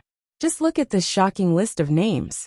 Even with Duque changing fate, more than half of the kings and peerless experts still fell under Frostmourne's sword. Although the strength of Lich King Arthas was not necessarily stronger than Thun and the other ancient gods, Arthas's battle record was more direct and more terrifying. It was this runic demonic sword that had killed countless experts and had a glorious battle record. However, at this moment, it was finally destroyed by a group of experts with god artifacts. No! Frostmourne shattered, and Earthes could clearly feel the magic power in her body plummeting like a river. He still didn't give up. He stretched out his hand in the direction of Kalia. Be careful! Gavinrad raised a gust of wind with his wind sword and swept Arthas up. In midair, Servanas used Solidar to fire a lightning arrow at Arthas' throat. Unexpectedly, the arrow successfully pierced through Arthas' neck. No one would lower their guard against a king who stood at the pinnacle of the undying realm. Both Tyrion and Magni arrived. Firelord's hand smashed into the back of Arthas' black armor. The dark black armor of the Lich King began to disintegrate with the shoulder blade as the center. Ahead, Tyrion's Ashbringer had indeed struck Arthas' left shoulder, and a huge wound extended from the left shoulder through the chest all the way to the lower right side of the abdomen. Holy golden light then violently invaded the Lich King's body. Just as Tyrion was about to kill and cut off Arthas' head on the ground, he suddenly found that the holy hammer, Valinor, had unknowingly appeared in front of him. The current queen of Lordaeron, Kalia, Arthas' sister, gently raised her hand and said 2 words, "Enough." No. That be careful Tyrion was very worried. Because he was so nervous he even stuttered. "It's over." An old voice that was strangely familiar to many people came from the void. In the next instant 2 illusory figures, one silver and one gold, rose from the magic sword shards. Seeing the appearance of these 2 specters, almost everyone subconsciously stopped. No way. Gavinrad's mouth was as wide as it could be, so wide that a big apple could be stuffed in. Impossible. Tyrion, who had always been strong-willed and would not easily back down at any time, could not believe his eyes at all. The figure with the illusory golden crown had long white hair, and he wore a white robe with complicated patterns, showing the dignity of the owner of the robe when he was alive. The other figure was wearing a golden helmet and golden armor, which was typical of the standard armor of the Silver Hand Knights 10 years ago. Their identities were naturally the former king of Lordaeron, Tyrannus, and the head of the 5 Silver Saints, Uther. Everyone fell into a complete state of shock. No one thought that after Arthas killed his father and master, he would actually imprison their souls in Frostmourne. Their souls had not been corrupted, nor had they been completely destroyed. Perhaps this was Arthas' last trace of kindness, or some other reason. Perhaps it was too difficult to find out. At this time, Duque's figure came out from the magic sword shards. "Duque, are you all right?" Jaina and the other girls asked frantically. Duque shook his head. "I'm fine. Next, it's the Menethil royal family's matter." Everyone tacitly stepped back, leaving the space in the middle for Arthas, Kalia and Tyrrhenus. The dark energy in Arthas's body had already receded like the tide. Without the support of the dark energy, all of Arthas's organs were rapidly deteriorating. Arthas seemed to want to struggle, but in the end, he could not even move his waist. He had already lost the feeling of his lower body, and could only raise his hands in the air in a somewhat ridiculous manner, as if he was trying to grab something. A gentle and slender hand held his right hand, while a spiritual hand held his other hand. Arthas asked in a trembling voice, "Father, sister, everything is over?" Kalia used her other hand to gently caress that familiar yet cold face. She did not have the time to talk about the 20 years of longing that had accumulated in her heart, and she did not have the time to look back on the beautiful moments of the past. In the end, she could only helplessly say yes. Yes. Arthas suddenly smiled bitterly. His eyes that had almost completely lost their sight seemed to have seen the collapse of the world of the dead, and the final collapse of the kingdom that belonged to him. How beautiful the Lordaeron that should have belonged to him was, how majestic his army of undead was, and how majestic it was sweeping across the entire continent. But at this moment, everything had become a fleeting cloud. Tyrrhenus lowered his head and let out a long sigh. "My child, in the end, no king can live forever." Arthas suddenly smiled bitterly. Was it regret? An epiphany? A pity? Or despair? No one knew. The great Lich King's last words were, "In front of me is only endless darkness."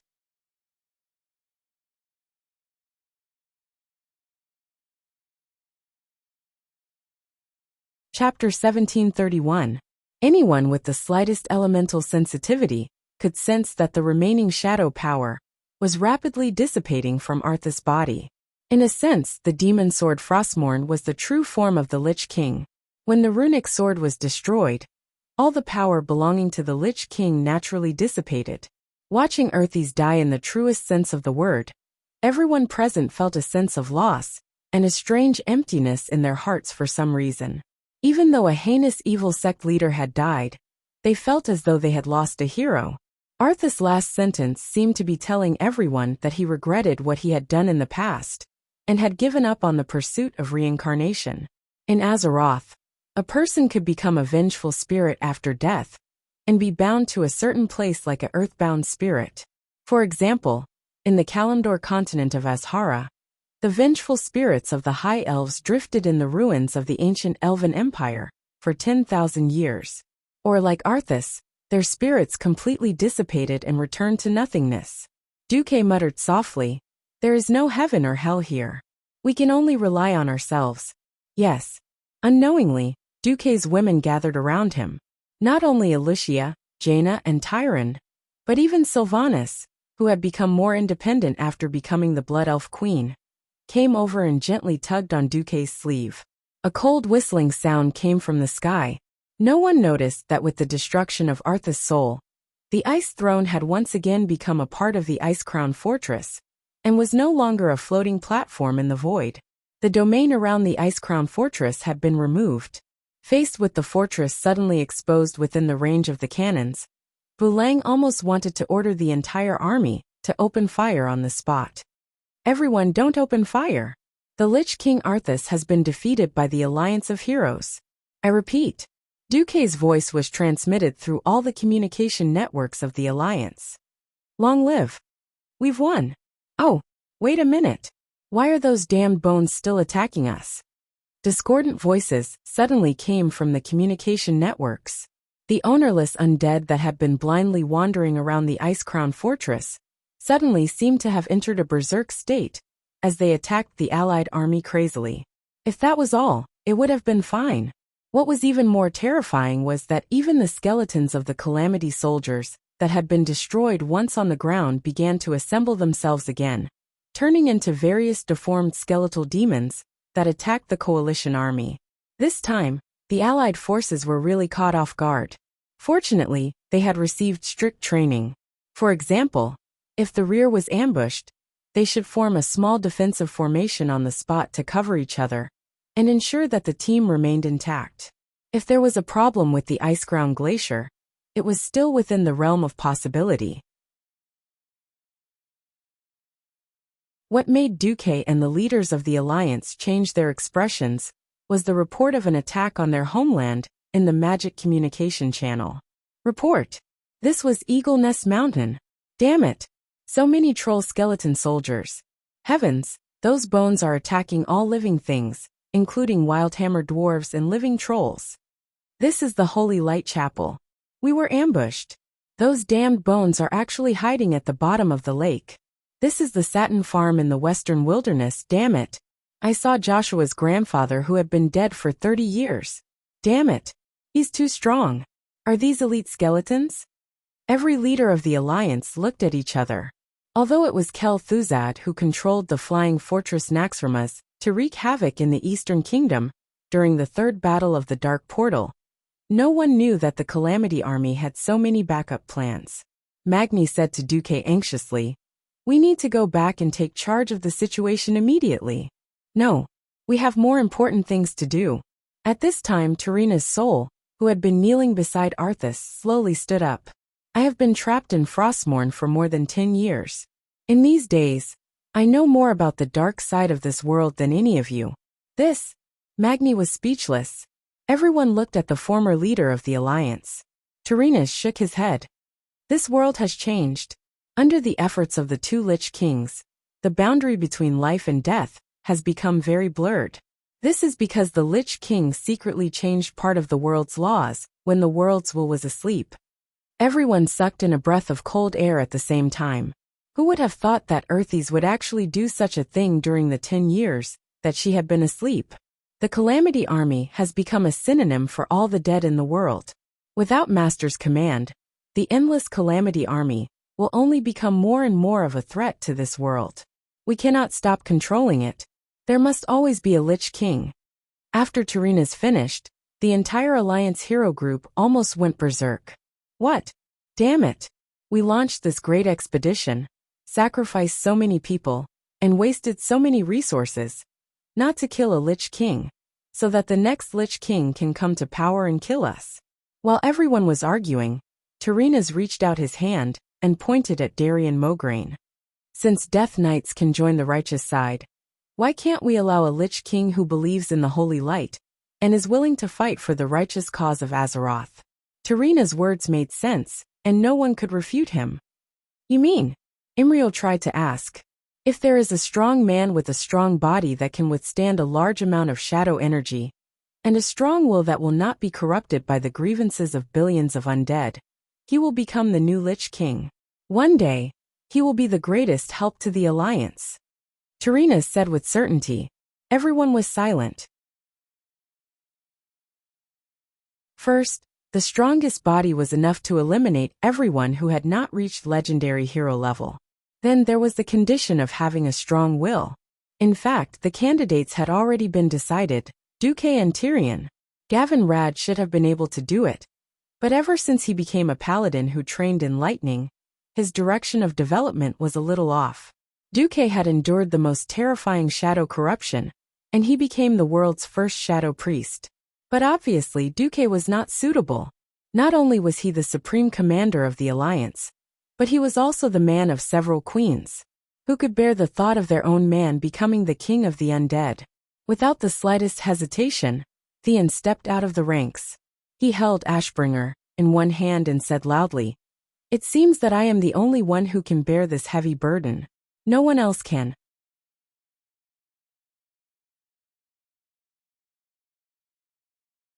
Chapter 1732. Before Tyrion Fordring could finish, Uther suddenly interrupted him. "Tyrion, you hold a cruel fate in your hands, brother. But it doesn't just belong to you." "Wait, you don't have a body." Gavin Rad was a little confused. Uther smiled and shook his head. Tyrreenas raised his scepter, and suddenly a mysterious sarcophagus broke out from under the ice platform. Uther's golden soul slowly stepped into the sarcophagus. When the sarcophagus opened again, what appeared in front of everyone was a Death Knight named Uther the Lightbringer. The other two, who were once part of the 5 Silver Saints, could not believe their eyes. They all clenched their fists. Tyrreenas sighed. After Arthas killed Uther, he moved his body here. That child always wanted his teacher to become a Death Knight, because that way, he could have one of the few Death Knights in the world that could rival him. He tortured Uther and tried to persuade him, but Uther never agreed. Uther laughed at himself, his face deathly pale. Haha, this is my first time being a Death Knight. But I just destroyed Nazul's soul, and from his soul fragments, I got some Death Knight skills. Maybe I'll be a very good Death Knight. This kind of joke, which was so cold that it made people despair, naturally did not attract any laughter. Uther also gave up. He pointed at the symbol of the Lich King, the crown of ice that Arthas had always worn. Do it, Tyrion.